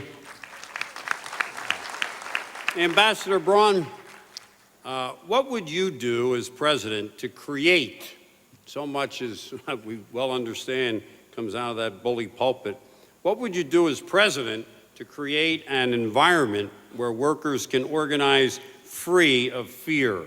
And Ambassador, if you wish to add on anything in terms of that other question, feel free to do so. Thank you very much. We'll give you one of those minutes of George Bush's. Thank you very much. You know, again, my mother's expression, it doesn't matter whether you came here on the Mayflower or a slave ship, across Ellis Island or across the Rio Grande, we're all in the same boat now. And the most And we are all in the same boat. And if workers don't do well, the country doesn't do well. And we have to bring Americans together to make certain that there's balance, that there's harmony, that workers have a chance to organize, they have a chance to work in environments that provide for health care and child care and a living wage, that we deal with the whole question of income inequality that has just riven this country apart and split us apart from each other and shrunk the middle class. That was the great victory of the American dream, was that we had a middle class here. And I saw a bumper stick the other day that said, "From the people who brought you the weekend." Well, unions not only brought us the weekend, unions brought us Social Security. One of the things, by the way, in response to the last question, have you heard the Republicans talk about privatizing Social Security since Enron?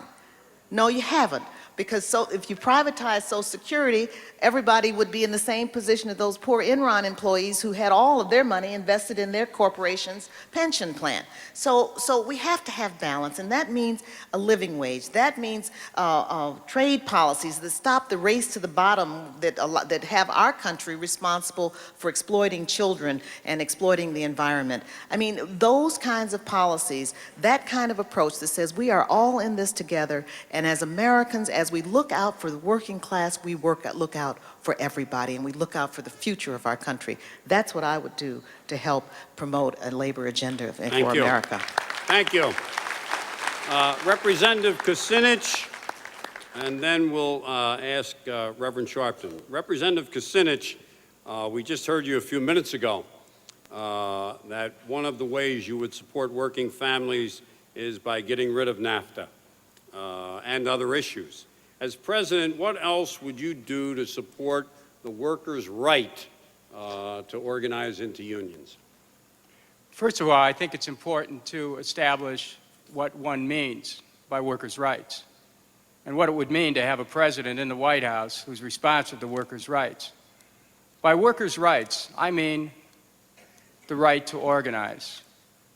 I mean the right to collective bargaining, the right to strike, the right to a safe workplace, the right to be able to sue your employer if you're injured on the job, the right to a secure retirement, the right to participate in the political process.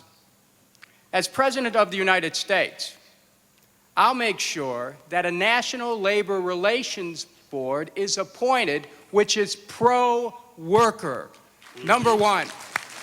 Number two, I'll make sure that a Department of Labor works on behalf of working men and women. It's time. I'll make sure, as President of the United States, that all of the principles I've just enunciated about what workers' rights are reflected in federal policies such as card check, challenging Taft-Hartley, and setting aside, if you will, canceling NAFTA. We will reclaim workers' rights by having trade agreements which have workers' rights, human rights, and environmental quality principles as the basis of those agreements. Thank you. Thank you. Reverend Sharpton, you have a great distinction as being a veteran community organizer, as sometimes we call it in New York, as a drum major, and a great community organizer. How would you use the office of president to be a labor organizer? I think that the first thing the president must do is have federal laws that protect workers. How did we get the civil rights? How did we get gender rights? We stopped relying on states with a states' rights argument to do it state by state. If we had strong, enforceable federal laws giving workers the right to organize, then we could go in Florida and other states and say they are in violation of the federal government and the federal law. Let's bring workers out of a states' rights America into a national government that will have an attorney general that will force every state to have one standard for the rights of working class people all over this country. We are We are still dealing in pre-Civil War legislative environment when it comes to workers, while we're going state by state. If it's one nation under God, we ought to have one standard under God for the children of God that work every day in the labor market. Thank you, Reverend. Thank you. Thank you. Our question number 6. The general question is on Homeland Security and first responders. One of the states and local government's biggest new expenses is Homeland Security. A question on this issue from Joseph Conzo. Brother. Thank you. Good morning. Morning. I am a New York City Fire Department emergency medical technician.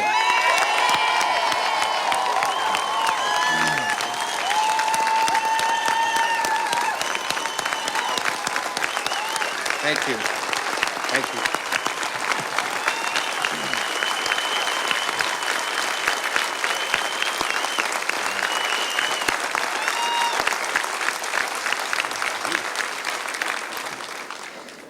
Wow, thanks. I was one of the many public service workers at the World Trade Center on September 11th. As I helped those trapped inside, I became trapped myself. 634 union members died that day, all in the line of duty. I was one of the lucky ones. I survived. President Bush promised first responders $3.5 billion for Homeland Security, for training, equipment, and personnel. But they haven't given us the money. The Bush administration has let us down. Especially with this bad economy, what would you do to make the state and local governments have enough money for Homeland Security? How would you improve Homeland Security? Thank you. Thank you. Thank you, brother. Senator Graham, you recently accused the Bush administration of and I believe I have this correct, of a Homeland Security cover-up. Could you talk about that? I'm glad to talk about it, Jerry. What this administration has done is they have conducted an ideological war in Iraq where they have not found the weapons of mass destruction upon which it was predicated, and at the same time they have stopped the war against terror. Al-Qaeda killed over 3,000 people in the home of the gentleman that just spoke with us. We have let Al-Qaeda off the hook. We had them on the ropes, close to dismantlement, and then as we moved resources out of Afghanistan and Pakistan to fight a war in Iraq, we let them regenerate. And we have not gone to those nations that we know have been providing aid, assistance, and sanctuary, such as Syria, to tell them we are no longer going to tolerate that kind of activity. That would be, if the federal government would take a strong offensive attack against terrorists, one of the most important ways that we could assure the security of our homeland. Thank you very much. Representative Gephardt, a recent New York Times editorial, I guess about a little more than a week ago, said the way the administration has provided anti-terrorism money to states has more to do with politics than need. I think they compared, for example, specifically New York and New York City and Wyoming. What's your view? Well, Jerry, this administration has let America down in the area of Homeland Security. They run around acting like they're the greatest proponents of it, but when you get to the bottom line, the money's not there. They would not think of sending soldiers to Afghanistan or Iraq without proper equipment and training. But if you go out to the fire and police departments here in Iowa or in Missouri, my home state, or any state, including New York, as the officers said, you won't find any equipment and training money has come from the federal government. We are vulnerable to future attacks because this administration has not done its job and has not increased our ability to have homeland security. Now, I want to add one other thing. This officer stood up here and talked about what he did on 9/11 and his comrades and the lives they saved. I want to remind all of us that the people that walked into that building were union members. Yep, you're right about that.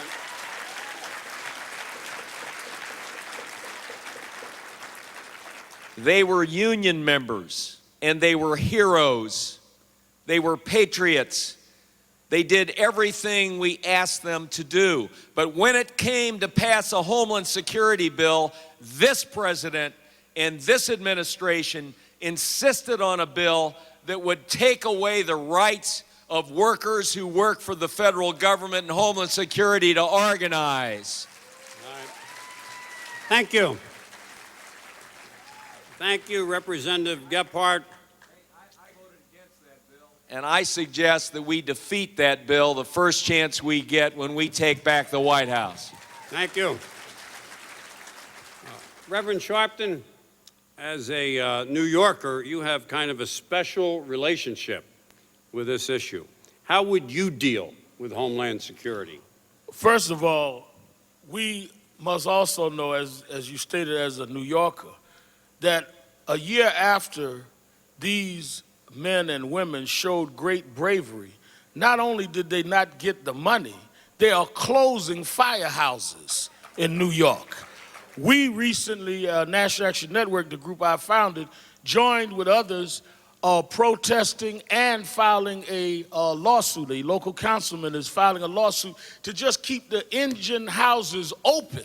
How do you, on one hand, use our brave firemen and women as a backdrop for a photo op, and then you close the station houses a year later and act like you're protecting people? It's a political fraud that needs to be exposed by this president.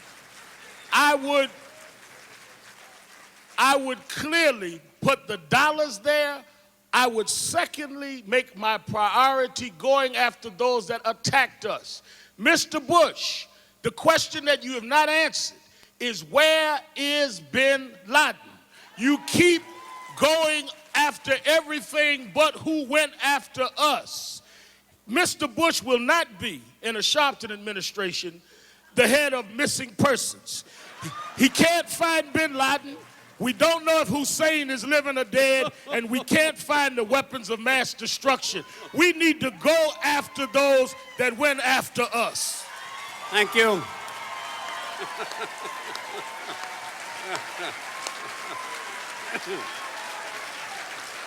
Thank you. Thank you very much.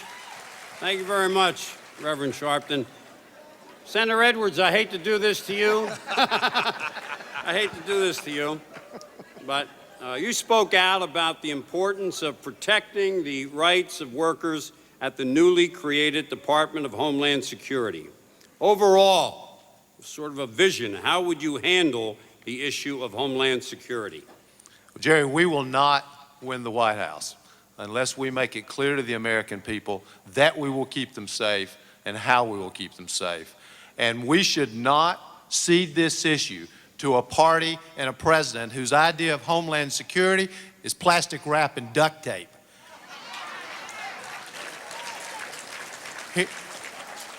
Here's what I do. First, get money to the places across the country where it's desperately needed. It's why I proposed $50 billion to states and municipalities. I've also proposed and have legislation to make sure that we have across America an emergency warning system and a comprehensive response system, similar to Neighborhood Watch, so that people know what to do if in fact a terrorist attack occurs in your neighborhood. Second, we should do a much more effective job of protecting our most vulnerable targets. Nuclear plants, chemical plants, stadiums. The president is not doing that. There's work to be done. Third, we should do a better job, more effective job of protecting our borders and our ports where we have enormous containers coming in. 3 to 4% of them are inspected by everybody. It's an enormous hazard. We need to do more work there. And fourth, We need to take the job of fighting terrorism here in this country away from the FBI, create a separate agency. The FBI is a law enforcement agency. They've had numerous failures in the past. I was involved in the investigation of September the 11th, why it happened. This responsibility should be taken away from the FBI, given to a separate agency who can do a more effective job of fighting terrorists, doing domestic intelligence here at home, and simultaneously create an Office of Civil Rights and Civil Liberties so that people like John Ashcroft cannot take away our rights, not take away our freedom, and not take away our liberties, not take away the things that go to the very fabric of what makes America great. Thank you. Thank you very much, Senator. Governor Dean, you've been very outspoken on the war in Iraq. How do you think we can best help the states in their fight to protect our own country? Well, I thank you. I agree with Bob Graham that war in Iraq, everybody's glad to see Osama, right, Al? Everybody's glad to see Saddam gone, but the truth is, it is a diversion. We're not safer today than we were before Saddam Hussein left. We have plutonium stocks in Russia that aren't being bought by the administration they're supposed to. We have 98% of all our container ships coming in uninspected. We have an oil conservation policy in this country that means basically drill in the national parks. So the first thing we've got to do is protect us from the outside, and that means we've got to stop funding terror in the Middle East by sending tons of oil money there, which gets diverted to teaching small children to hate Americans, Christians, and Jews. That's what we've got to do first. As far as home, having been a governor, knows something about nuclear plants and water supplies. We need a lot more money than the $3.5 billion that wasn't even promised to us. We really need to understand that the first line defense for this country is state troopers, local police, local EMTs, local fire. That is not only being underfunded by the President of the United States, he isn't even, because he's got these enormous tax cuts, he isn't even willing to keep us where we are. He eliminated the money for the 100,000 police officers that Bill Clinton put on the street. We can do better than that. That money needs to be restored.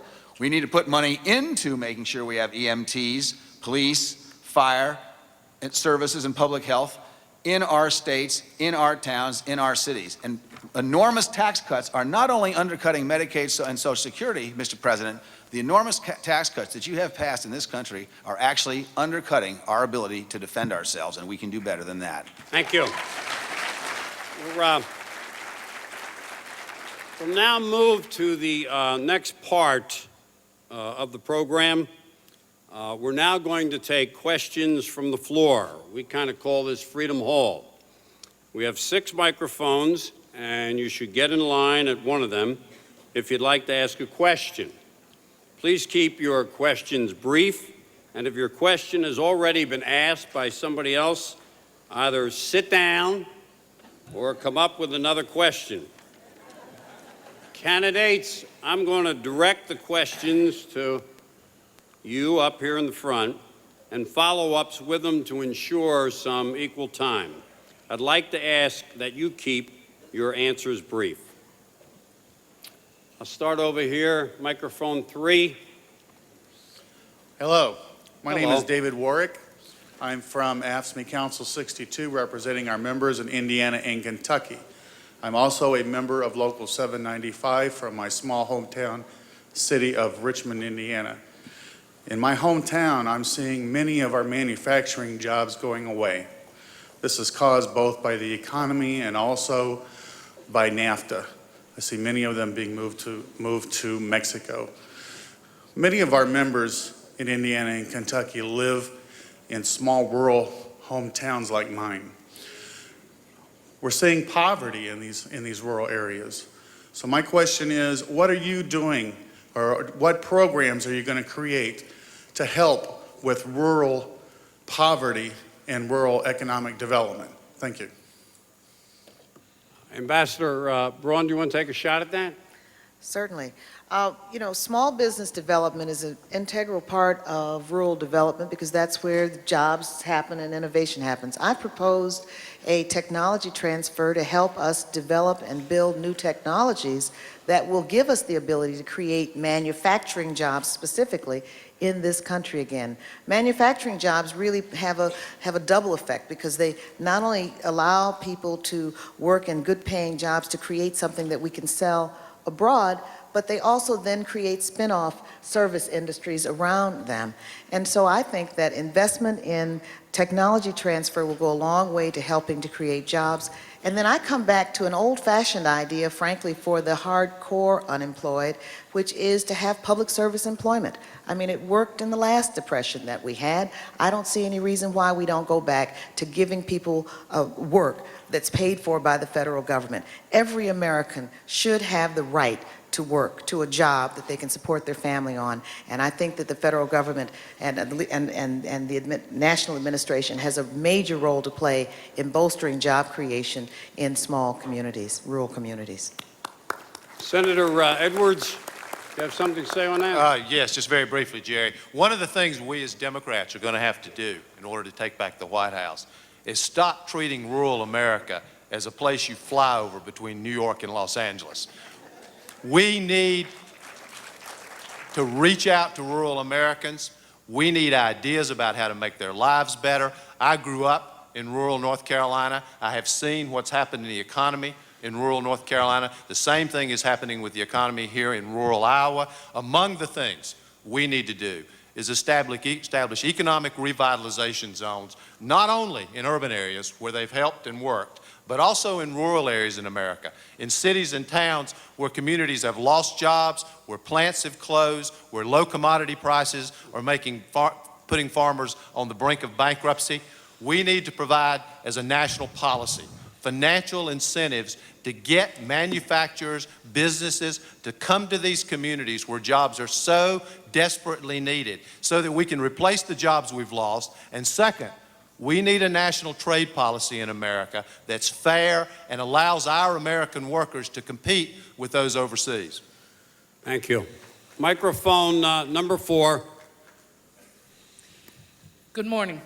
Morning. My name is Brenda Carpenter. I am the president of Local 2218 in New Jersey.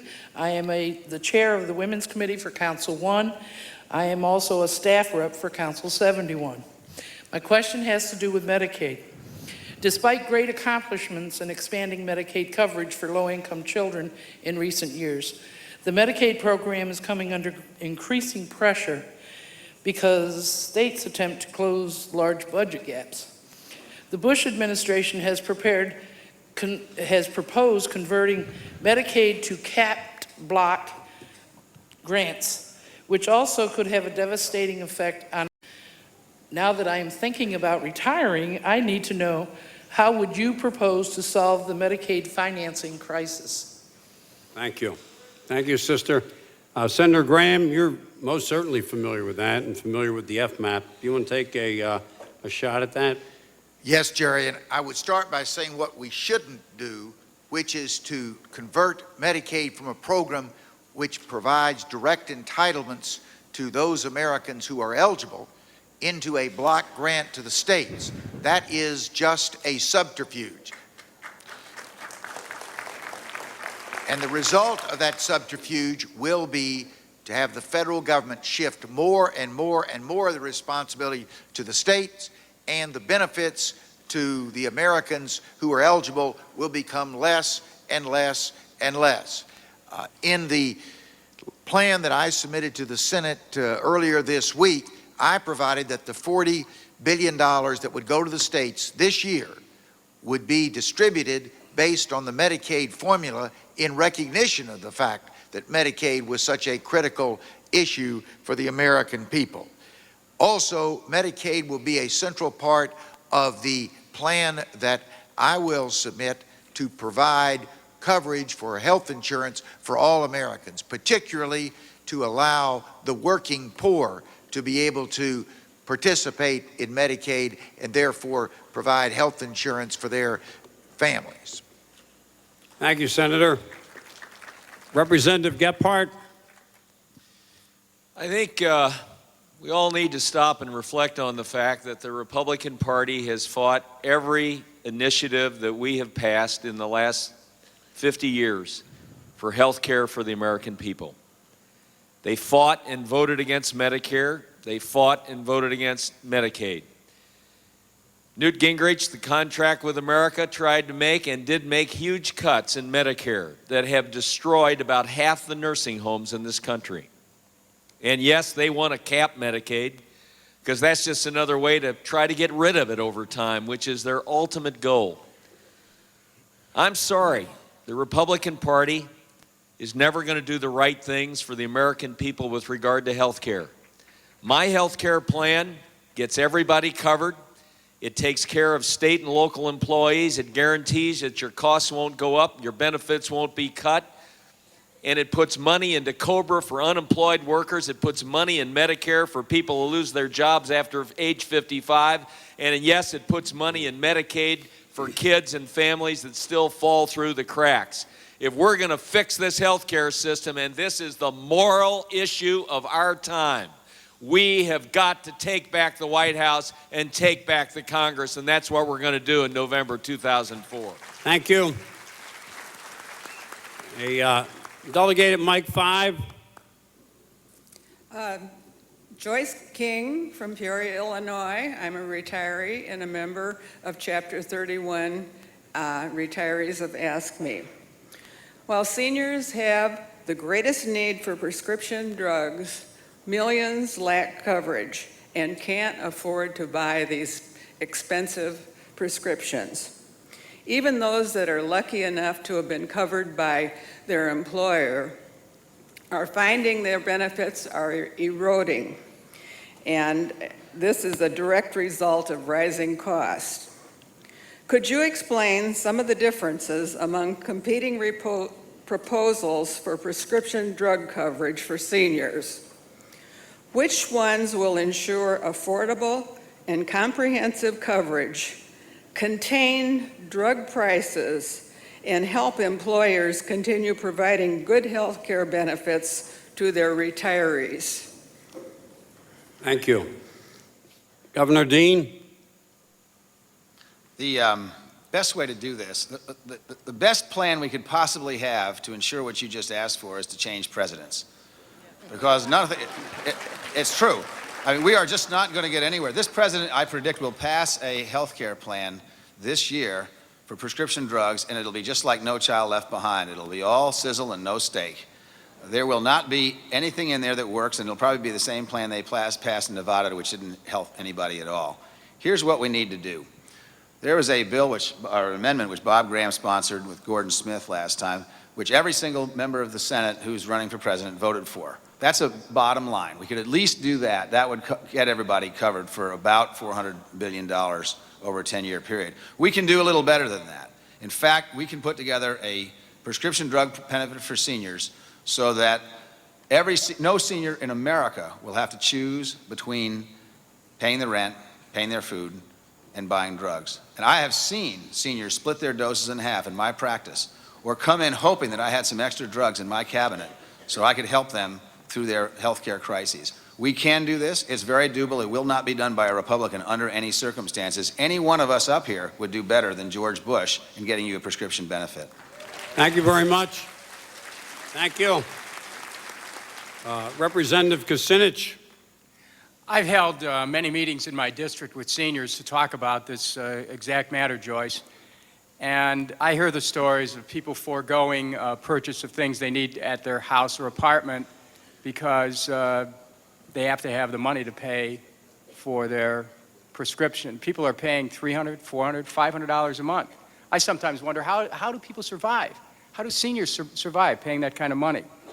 My proposal for universal health care contains a provision which will have the federal government purchase in bulk these medications so that we can get the best price possible and include that as a benefit under national health care.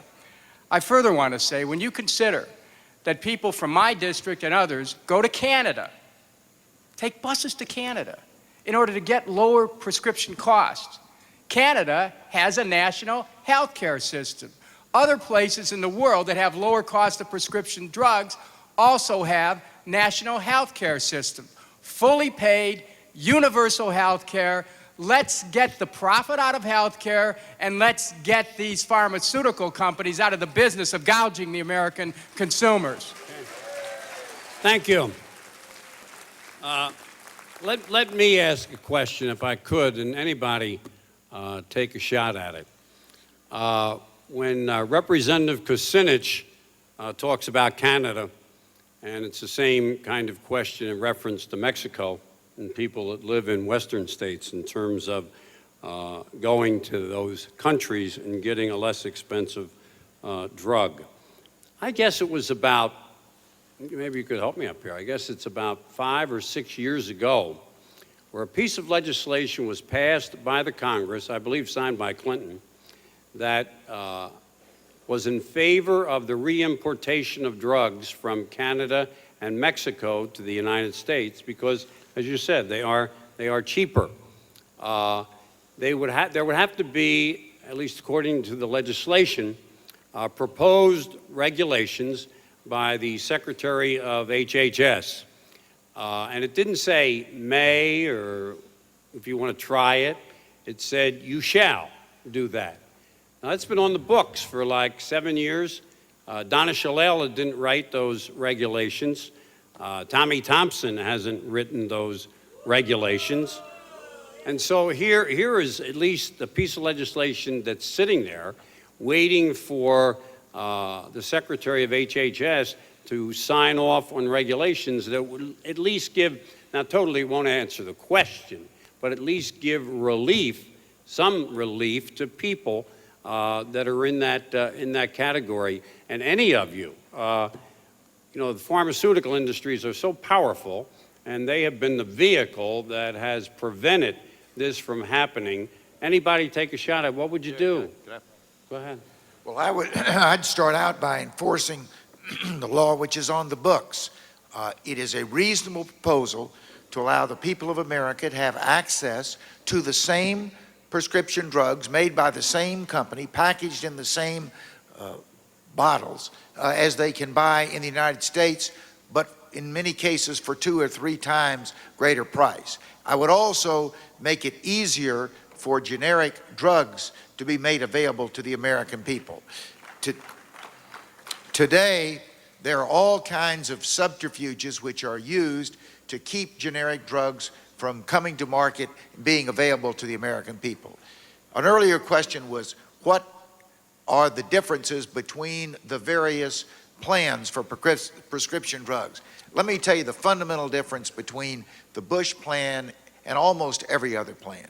He says that for the 85% plus of Americans who get their health care through the traditional fee-for-service Medicare, they will only get prescription drugs if either they're very poor or if they have extraordinarily high expenses. For the 15% who are in HMOs, they will get an adequate prescription drug benefit. What is the goal? It's to privatize Medicare by herding American seniors into what they want, what they don't want to do, which is to join an HMO. Thank you. In this segment, we've covered everybody at least once except Reverend Sharpton. So let's turn to the Reverend on this question. I think that the first thing is the problem is a question of having a president that will enforce existing laws and then instruct people that are in the administration, particularly the HHS secretary, to sign the legislation you're talking about. But I think there's a more fundamental problem. I said at the beginning, we need to, in 2004, talk about adding a move to support the amendments that are now pending H.R. 28, H.R. 29, H.R. 30 in the House to add amendments to the Constitution. One of those amendments is the right for Americans to have health care. If the right wing can energize their electorate with constitutional fights, the right to bear arms, the right for other things, we need to talk about the real rights in America. Americans need to start with the premise we have the right to health care and then have government use that as the goal toward that. Then to enforce that, we would regulate big business. We would go after the pharmaceutical companies. We would put a ceiling on medical costs. I think that we must first set the premise so we get to the right conclusion. The problem is that we don't think we have a right to health care in this country, but we do think Charlton Heston has a right to a rifle. I think there's something fundamentally wrong with that, and we need to challenge that in 2004. Thank you. Can we now go to mic number 2? Good afternoon and hello. My name's Jackie Vigil. I'm from the state of New Mexico. I'm a state employee. We have a great governor, Bill Richardson. My question today is regarding the Supreme Court appointments. In the light of ongoing battles in the Senate over judicial appointments, and with the likelihood that multiple slots in the Supreme Court will be open over the next few years, these battles are sure to get more intense. What would be your standards for selecting judicial nominees who would protect rather than erode our constitutional, civil, and labor rights? Thank you. Thank you. Why don't we go to some of the senators, because they have been deeply involved in this process of selection, and start off with Senator Edwards. Thank you, Jerry. I think actually I may be the only one on the Senate Judiciary Committee, so I deal with this issue every day. These judges that are coming from the Bush White House, if I can just put this in simple terms, they will take your rights away. It is no more complicated than that. And we have to have judges who we know will enforce our civil rights laws, will enforce our equal rights laws, will protect our civil liberties, will protect our constitutional rights. And this battle for these judges, including a Supreme Court nominee when it comes, is a battle about the fabric of America and what America really is. Having grown up the way I did in the South, having grown up with the civil rights movement, having watched people suffer and struggle in the cause for civil rights, we cannot go backwards. We must have judges that we know will enforce our civil rights laws. By the way, the president's also dead wrong about the affirmative action program at the University of Michigan.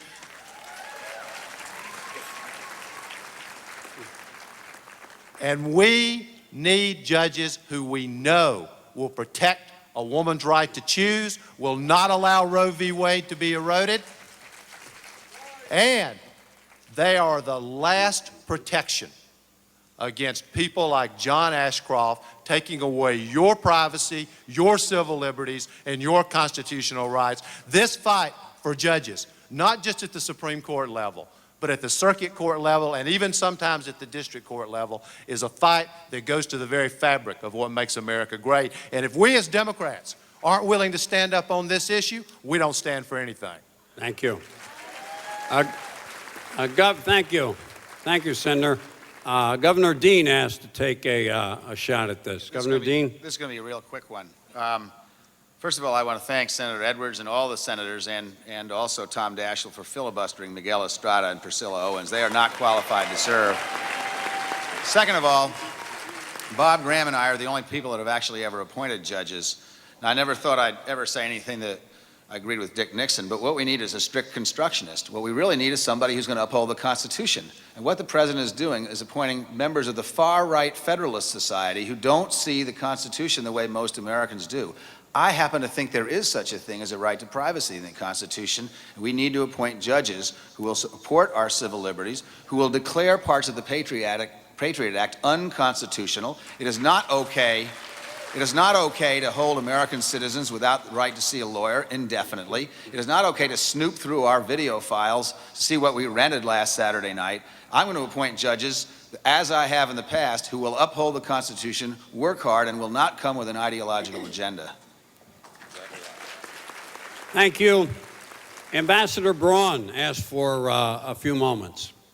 We know how extreme the political agenda is of this current administration when the notion that Rehnquist retiring frightens us. The fact of the matter is, that they have so driven this court to the far, far right wing that most Americans would be hard-pressed to identify any of our fundamental liberties in the decisions coming out of this crowd.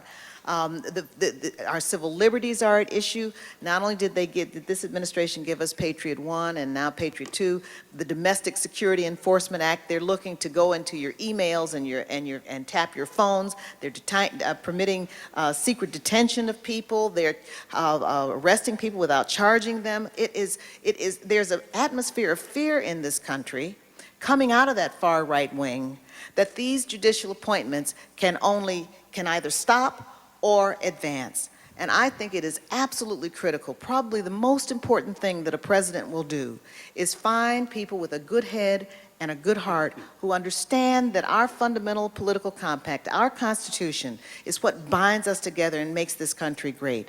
And if we don't protect that Constitution and protect our individual liberties, we will turn over to the next generation an America very different than the one we inherited and very different than what I think we want to be seen as having crafted in our time. So I think this is a critical issue. Thank you.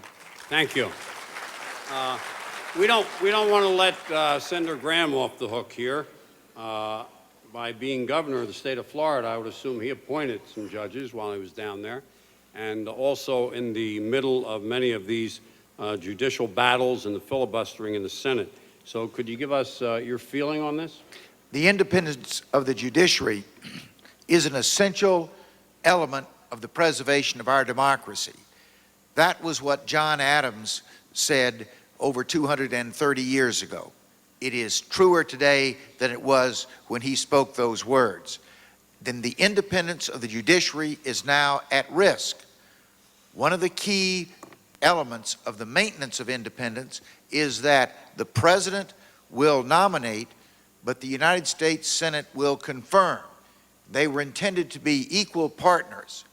This president wants the United States Senate to leave, to go home, to get out of his business and his objective of stacking the federal judiciary. I have appointed many judges as governor and participated during the selection of federal district judges as a senator. The qualities that I will look for as President of the United States are those I've looked for in the past: intelligence, fairness, temperament, and the ability to grow in the job. If you tell me today what a person is going to do 10 years from now, I say that person is so ideologically cemented that they are not qualified to be a federal judge. Thank you. Reverend Sharpton, this has stirred some debate up here. Reverend Sharpton, then Representative Gephardt, and then Representative Kucinich. I think that one of the first things we must have is we must have the ability to nominate and appoint judges that show that their real commitment is to uphold the law and protect the law and protect citizens equally. And I think that the cynical game that has been played by the Bush administration is not only to nominate right-wing ideologues, extreme right-wing ideologues, but also to play the game of coloring them as Latino or black in the name of diversity. And I think that we've got to hit that on the head. His father did it with Clarence Thomas. He has attempted to do it with Estrada. The object has never been in slavery, when we fought for freedom and fought for the Emancipation Proclamation, the object was never to get more diversified slave masters. The idea was to get free. And what he is trying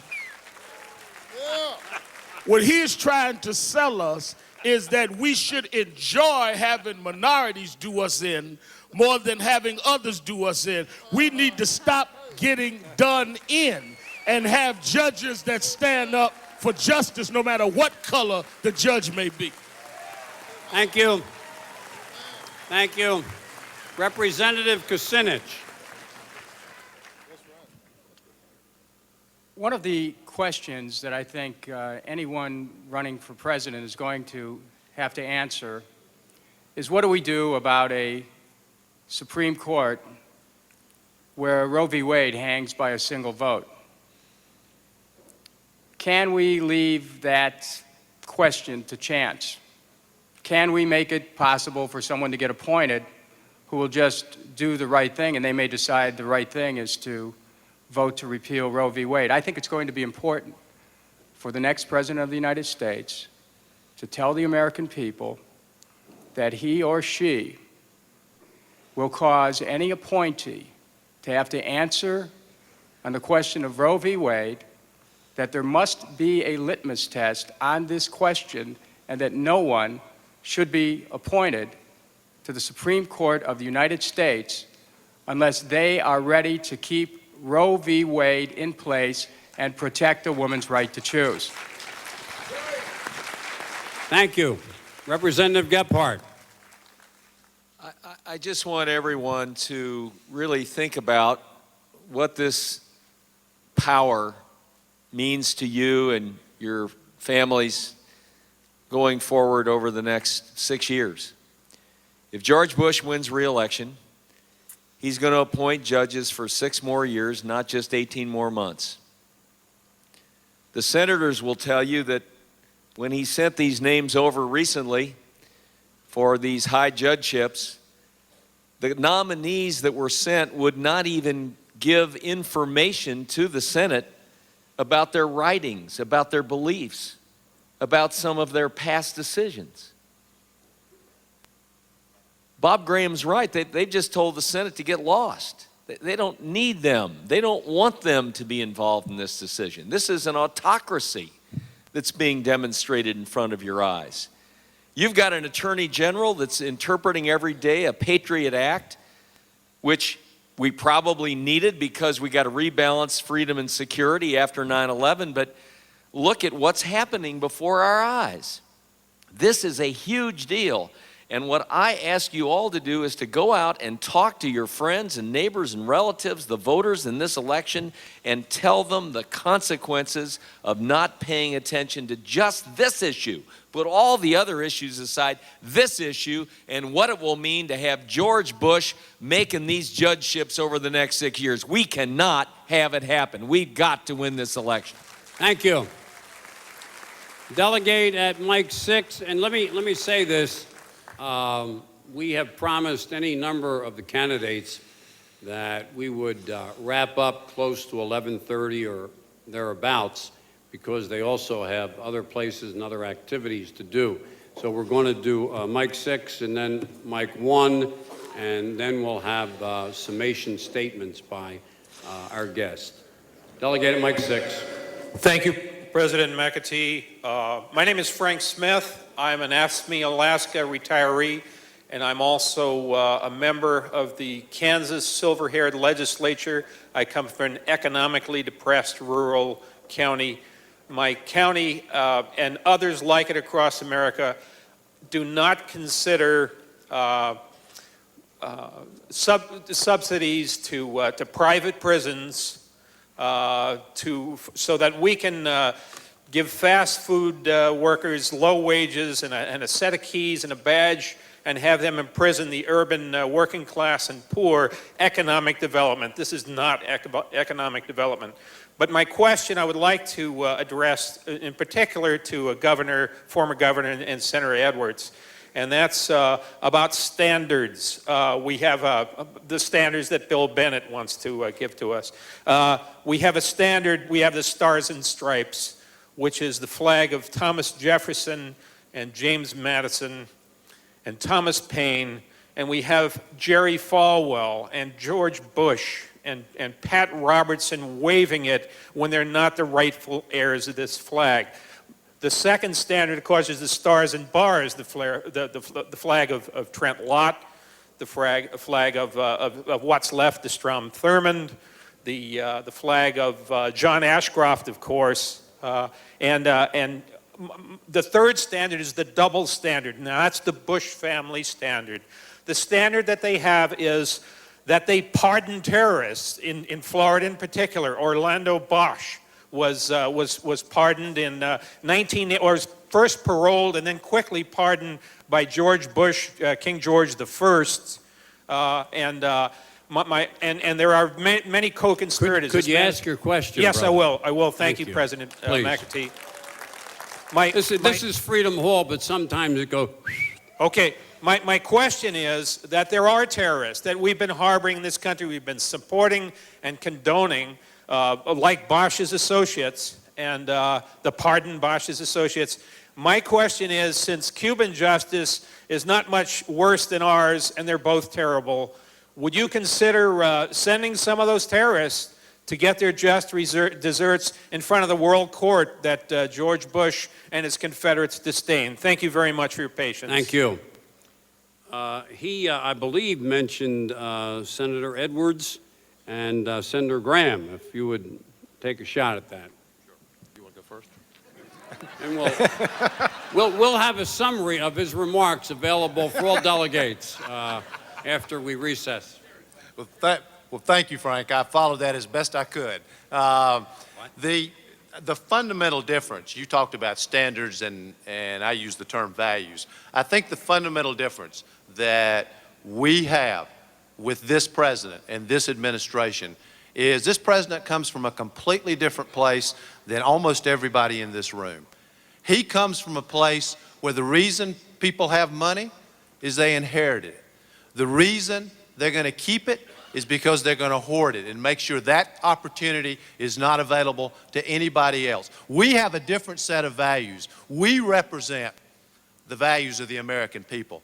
The American people believe, and I'm talking about mainstream America, believes in a set of values that include fairness, responsibility, hard work, where working people are treated exactly the same way that the wealthy and the CEOs are treated. That's the America we believe in. When we talk about a values debate with this president, that's the values debate we're going to have. Because when I am on a stage with George W. Bush in 2004, as I intend to be, we have a question for the American people.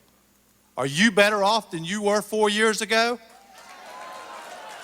Thank you. We have a powerful case to make against this president, and we ought to take this values fight right at him in the toughest possible way.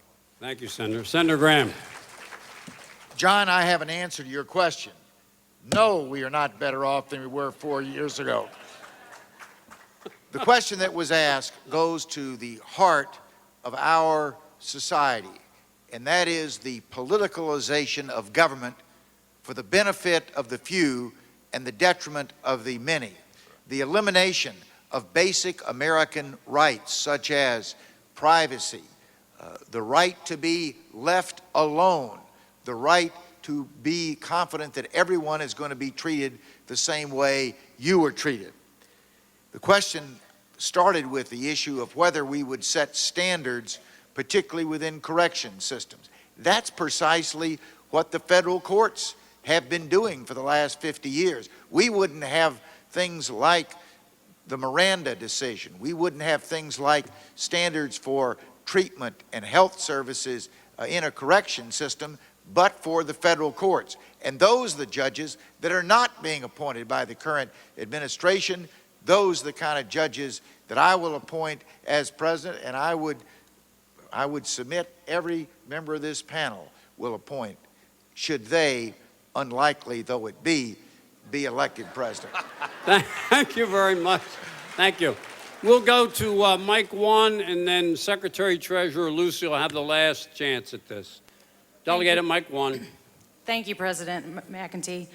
I'm Jenny Mitchell. I'm a member of Council 61, Local 2991 out of Glenwood, Iowa.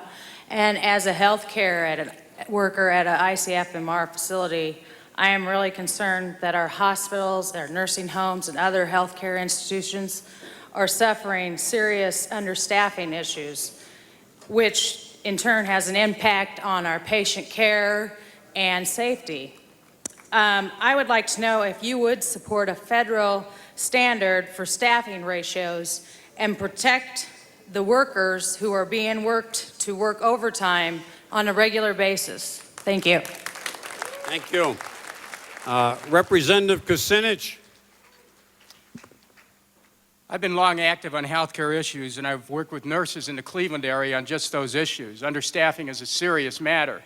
In some cases, nurses are being asked to give up a chance for overtime and just work longer hours. We need to make sure that people are paid time and a half for overtime no matter where they work. We need to make sure, I think that the idea of federal statutes that ensure staffing ratios is a good one.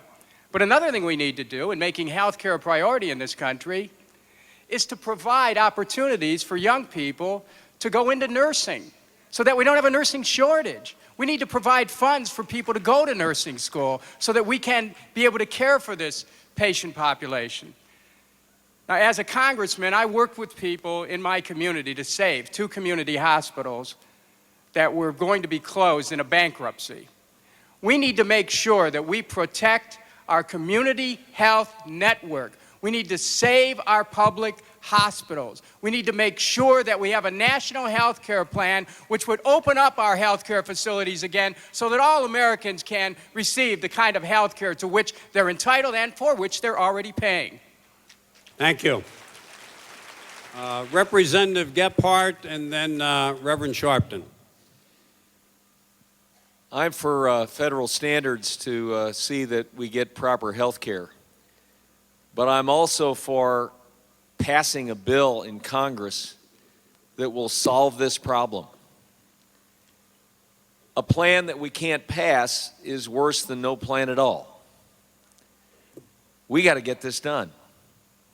The reason we've got not enough nurses, the reason we don't pay overtime, the reasons that we have all these shortages and difficulties is we got 41 million people in this country that do not have health insurance. It's a travesty. It's immoral. It is immoral. And when I'm president, we will pass a health care plan. I can get business for my plan. I can get labor for it. I can get the health care people for it. And then we will put proper resources into this system, and it will stimulate the economy. And I want to say one more time, my plan is the only plan that treats everybody alike. Whether you're a private employee or you're a public employee, my plan picks up 60% of the cost of your health care if you're a part-time employee or a full-time employee. And when that amount of money is going into this system, we will be able to pay the nurses and pay the people who cook the meals for the people in the hospitals and pay the people who work in the skilled nursing facilities. My mother was in a skilled nursing facilities the last 6 months. I want to tell you something, folks. The people that work in those facilities are the best people in the world because they take care of tough, tough problems. And I admire what they do, and they need to be paid properly. Thank you. Reverend. As I've been stating all morning, we must start not with just new programs and plans, but we must start with the fundamental right that this nation guarantees health care to all of its citizens as a constitutional right. We must then build from there, saying that we will stand up to those that have dehumanized the workers that we are talking about here, that have acted as if we are the problem rather than we are the solution. Can you imagine in 2003 arguing whether someone should get paid for the time they work? Like this is a legitimate discussion? This is insane that it even should be questionable if you work overtime, whether you're going to get paid overtime. No one questions CEOs getting multi-millions of dollars and all kinds of perks. We are the ones that get up before the sun in the morning and go to work. We're the ones that have to work late night shifts at night, yet we're called lazy. They're called smart. We are smart enough to organize to take them out of power and return America back to the American workers who built America in the first place. Thank you. Thank you, Reverend Sharpton. Mic number 2. Thank you, Mr. Chairman. Mine is not so much of a question as it is a request. The 7 of you who are there and the 2 we'll hear from later on, just by sharing your ideas and you've seen the reflection, you really embody the hopes and dreams and aspirations of not just our union, but the overwhelming majority of the American people. I would only request that as we go forward with this debate, that you take it to the enemy and not kill off each other in the process. the American people. We would like to have some legitimate choices that we can support, and breaking each other's legs in the process will not give us a candidate or candidates that we can carry into our communities. So fight the enemy, not each other. Thank you.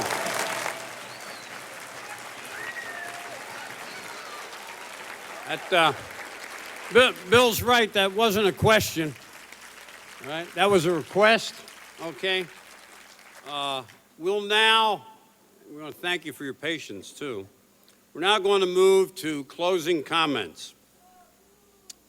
Each candidate will have 2 minutes, and I'd like you to answer the following questions. Why should our union support you, particularly, over the other candidates? How about electability? Do you have a roadmap in terms of how you get to 1600 Pennsylvania Avenue? Indeed, what is your strategy to beat George W. Bush? We've again determined the order by lottery. Let's begin with Representative Kucinich, and the rest of you, I believe, know and will follow each other in that predetermined order. Representative Kucinich. Thank you very much, and I'm pleased to be first, and I'm hopeful that's the way the primaries will turn out, too. What kind of a Democrat am I? I think that's the question that every candidate ought to be answering. I'm an FDR Democrat. I'm a Paul Wellstone Democrat. I'm a Democrat with a 100% AFSCME voting record, the only one up here. Why can I win? Because I took a congressional district that was 66% Republican and turned it into a 74% Democratic district, 21 points above the ticket. I come from Ohio, Cleveland, Ohio, 19 electoral votes. I can carry Ohio in those 19 votes. I'm the Democrat who can. I've proven I can get votes there. As mayor of Cleveland, I replaced a Republican incumbent. Elected to the state Senate in Ohio, I replaced a Republican incumbent in the middle of a Republican landslide. In running for Congress, I replaced a Republican incumbent. And as your nominee for president, I'm going to replace a Republican incumbent again. Now, how am I going to do that? Well, we've set up a website, Kucinich.us. It's already causing thousands of Americans to come to help us organize across this country. And those same Americans are helping us raise funds. The bottom line is, brothers and sisters, because I actually hold a card in the AFL-CIO as a member of the IATSE, brothers and sisters, you must win if I win. And you will win with a candidate who is ready to challenge the entire political establishment by saying that it is time for fully funded, guaranteed, universal health care, Medicare for all. It is time to say no to the privatization of Social Security and to take the retirement age back to 65. It is time to say cancel NAFTA, not just trim around it and fix it, but cancel it and repeal the WTO. It is time to say cancel the Patriot Act. It is time to say let's create a workers' White House where the rights of workers are enshrined, and let's replace this corporate White House and bring the government back to the people. That's what I stand for, and with your help, that's the kind of country we'll create. Thank you. Thank you. And it's time to say, Dennis, your time is up. Who's next? I think I am. Okay. Go ahead. Thank you for having us here today. I really always enjoy coming to this great union. You do a great job for our country and our people. You are the workers. You are the people that make this country great. I'm going to win this election against George Bush because I'm going to give the American people real choices on health care, on taxes, on the economy, on jobs, on education, on energy and environment, foreign policy and defense.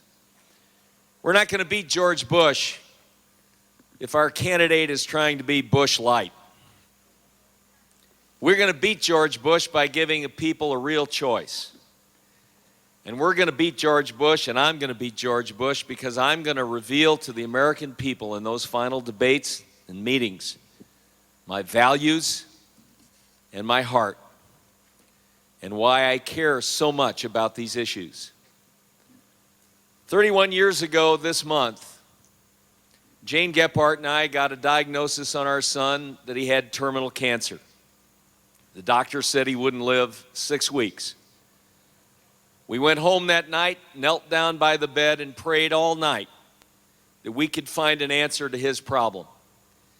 The next day, the doctor came in and said they had found an experimental therapy that they were going to try. He said, don't get your hopes up, but we're going to try. We went through 3 years of chemo and radiation, 10 operations. Today's Matt's 32 years old, and he's married, and he lives in Atlanta, Georgia.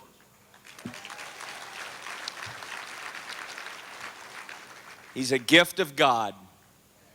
He's a gift of God. We met a lot of parents in that hospital when he was being treated whose kids had cancer, and they did not have health insurance, some of them. If you want to see terror in somebody's eyes, you look at somebody who's got a sick kid or a sick loved one, and they do not have health insurance. I am bound and determined, when I am your president, to get everybody in this country covered with good health insurance that can never be taken away. I'm going to beat George Bush. We're going to change America. We're going to make America better than it's ever been. Thank you. Thank you, Representative Gephardt. Next. I'm running for president because I believe that we not only need a new director in the country, we need a new direction. And we need a new direction by those that are not afraid to stand and represent what they believe in.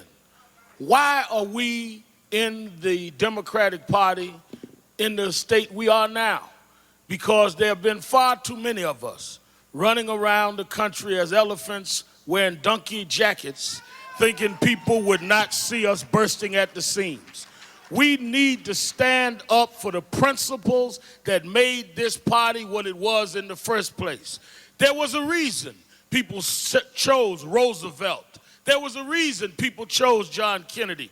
There was a reason they chose Lyndon Baines Johnson, because they stood for what was right. I want to see George Bush defeated, not just because he's a Republican, but because he's wrong. He's wrong about tax cuts. He's wrong about having wars that are unjustified. He's wrong about limiting our right to organize. We've got to go to the American public what is right and a track record that we will stand by what's right, even if the polls say temporarily we are wrong. We can turn the polls if we can show the American people what is right and what's in their best interests.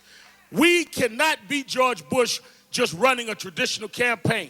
We can't beat him with career politics. We've got to bring the disaffected back, the disinterested back. Most voters are not voting at all. I'm leaving here going south doing voter registration. We need to get those millions of voters that left the party, some that voted independent. We need to bring them home. I'm the candidate that can.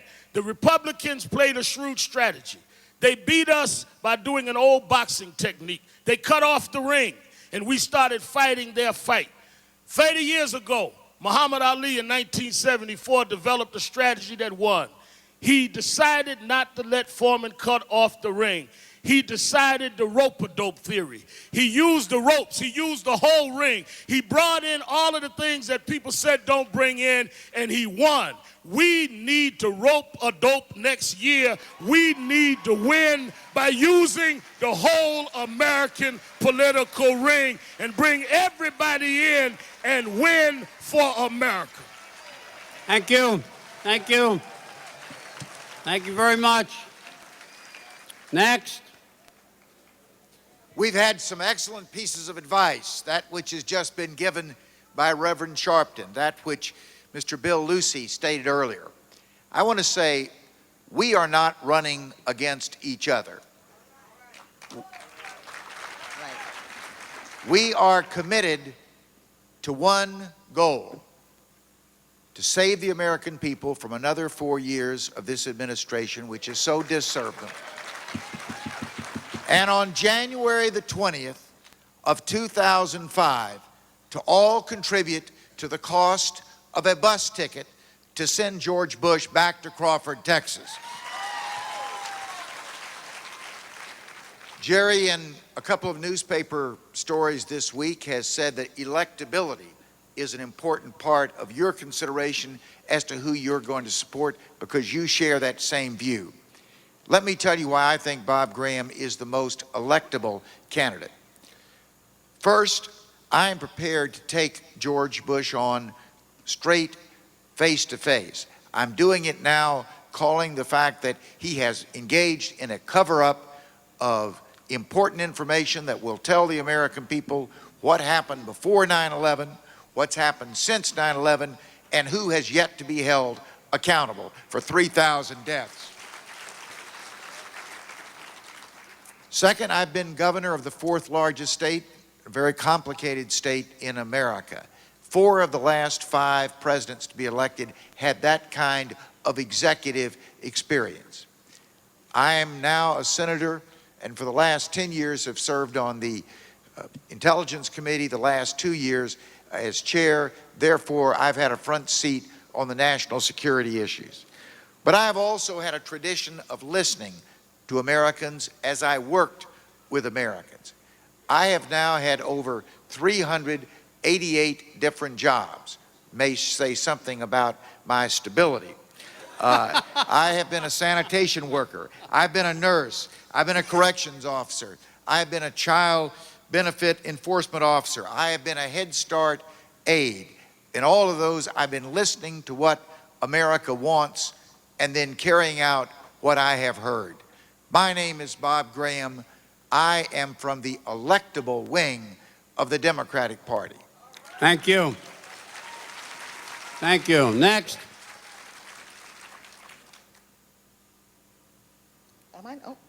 I'm Carol Mosley Braun, and I'm running for President of the United States.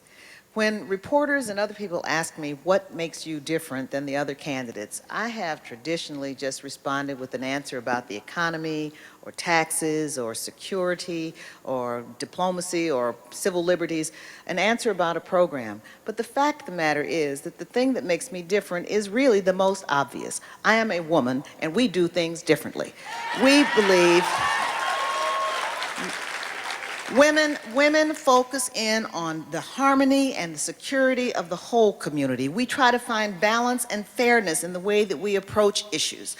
And I bring to this race a perspective to this campaign that is different than the other candidates.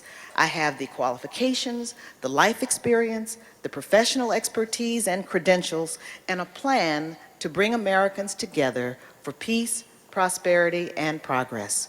I want to rebuild America. I'm running for president because I believe our generation has a sacred duty to give the next generation no less than we received from the last one. We have a responsibility to see to it that we turn over more freedom, not less, more prosperity, not less, more opportunity, not less. I, for one, am not prepared to stand by and watch as our environment is ruined forever, as our children lose their optimism, as our standard of living declines, and as liberty and privacy become things of the past. If you believe, as I do, that we must hold on to hope and preserve the blessings of liberty for ourselves and our prosperity, then you will join me in this fight for America's future. I can make a difference. I want to rebuild America not only physically, but spiritually. As senator, I built a consistent record of productivity and service, not only for my state, but for people everywhere who believe in social justice and opportunity. I was a voice for women and people of color and the working class in America's most exclusive club. As president, I will draw on my experience as a lawmaker and as a diplomat to work for a renewed America and for our world. America needs and deserves leadership that will bring us together as one country, as one people, to build a country that we'll be proud to leave as our legacy. I need your help. When the people want change, they can make it so. If you believe that it is time for a change, time for our generation to put this country on a path to restore the promise that our ancestors fought and died for, time for us to come together and build on the strength of America, then I ask you to believe that I can be your president.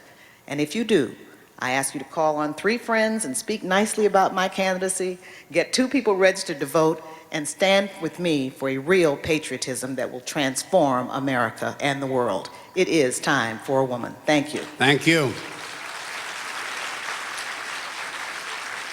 It shouldn't be too hard. There's only 2 left. Well, I agree with Bob Graham that the next president is going to be a former governor and it's not going to be a Republican. But I don't agree with Bob Graham about one thing. As a recipient of the Wellstone Award, I'm very proud to be a member of the Democratic wing of the Democratic Party. And if we worry so much about electability that they can't tell the difference between the Democratic wing and the Democratic Party and the Republicans, then we're going to be in a lot of trouble in this party. We need to win this election by standing up for who we are and speaking our piece. Now, as a former governor, I can say that I'm the only one that's actually delivered universal health care to a significant number of our people. And my health care plan will pass because it's inexpensive and it will give Americans the same health care plan that the members of Congress have. I don't think that we can win this election by voting for tax cuts. I don't think we can win this election by voting for No Child Left Behind and then saying it's only bad because it's unfunded. I don't know a teacher in America who thinks that's a good bill. It labels good schools as failing schools. It's the wrong thing to do. I went to Seattle a couple of days ago. 1,200 people showed up to hear me speak. I stopped my speech in the middle of it and I said, how many of you all haven't been in politics in the last 10 or 15 years? Half the room stood up. We're not going to win this election in this room. We're going to win this election talking to people who want hope again, who want hope in America, who are going to stand up. It's not going to be just Democrats that win this election. It's independents who want jobs again. The biggest lie that people like me tell you is if you elect me, I'm going to solve all your problems.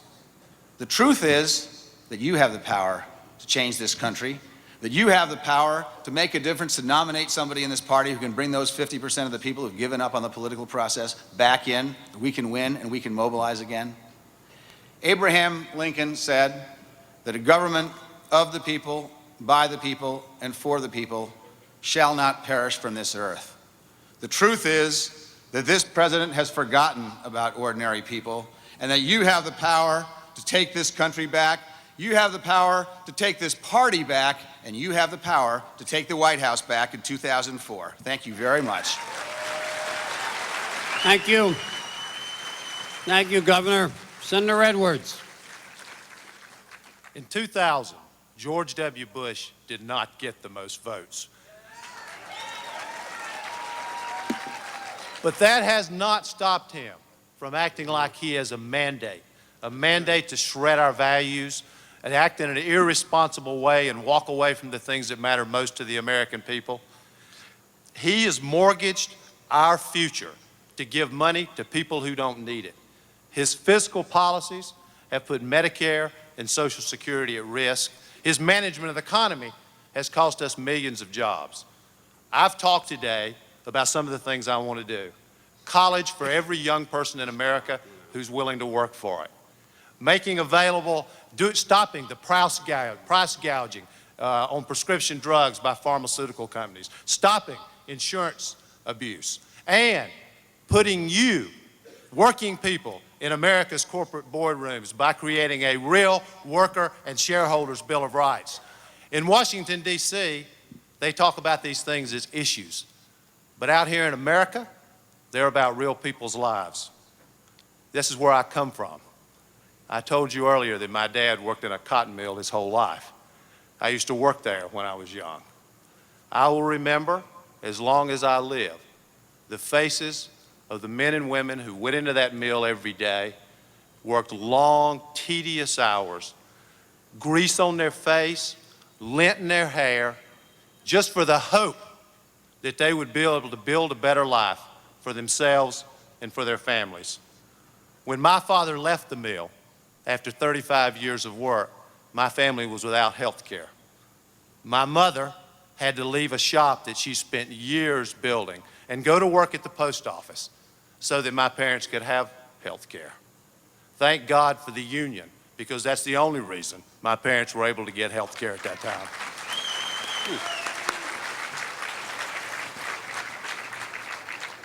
I want you to know that this is personal for me. Sometimes people say to me, why run now? You've got plenty of time. No, I don't. You don't.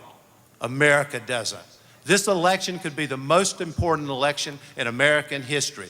I want you to know that I will take this fight right at George W. Bush, and I will not concede a single vote in America, and I will not concede a single state in America. And when I'm elected President of the United States, I will wake up every morning going to work for working people. I will fight for the interests of working people. Their values are the values I was raised with. Their fight is the fight I have fought all my life.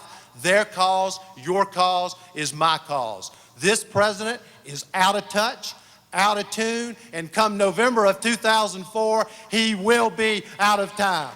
Thank you all very much.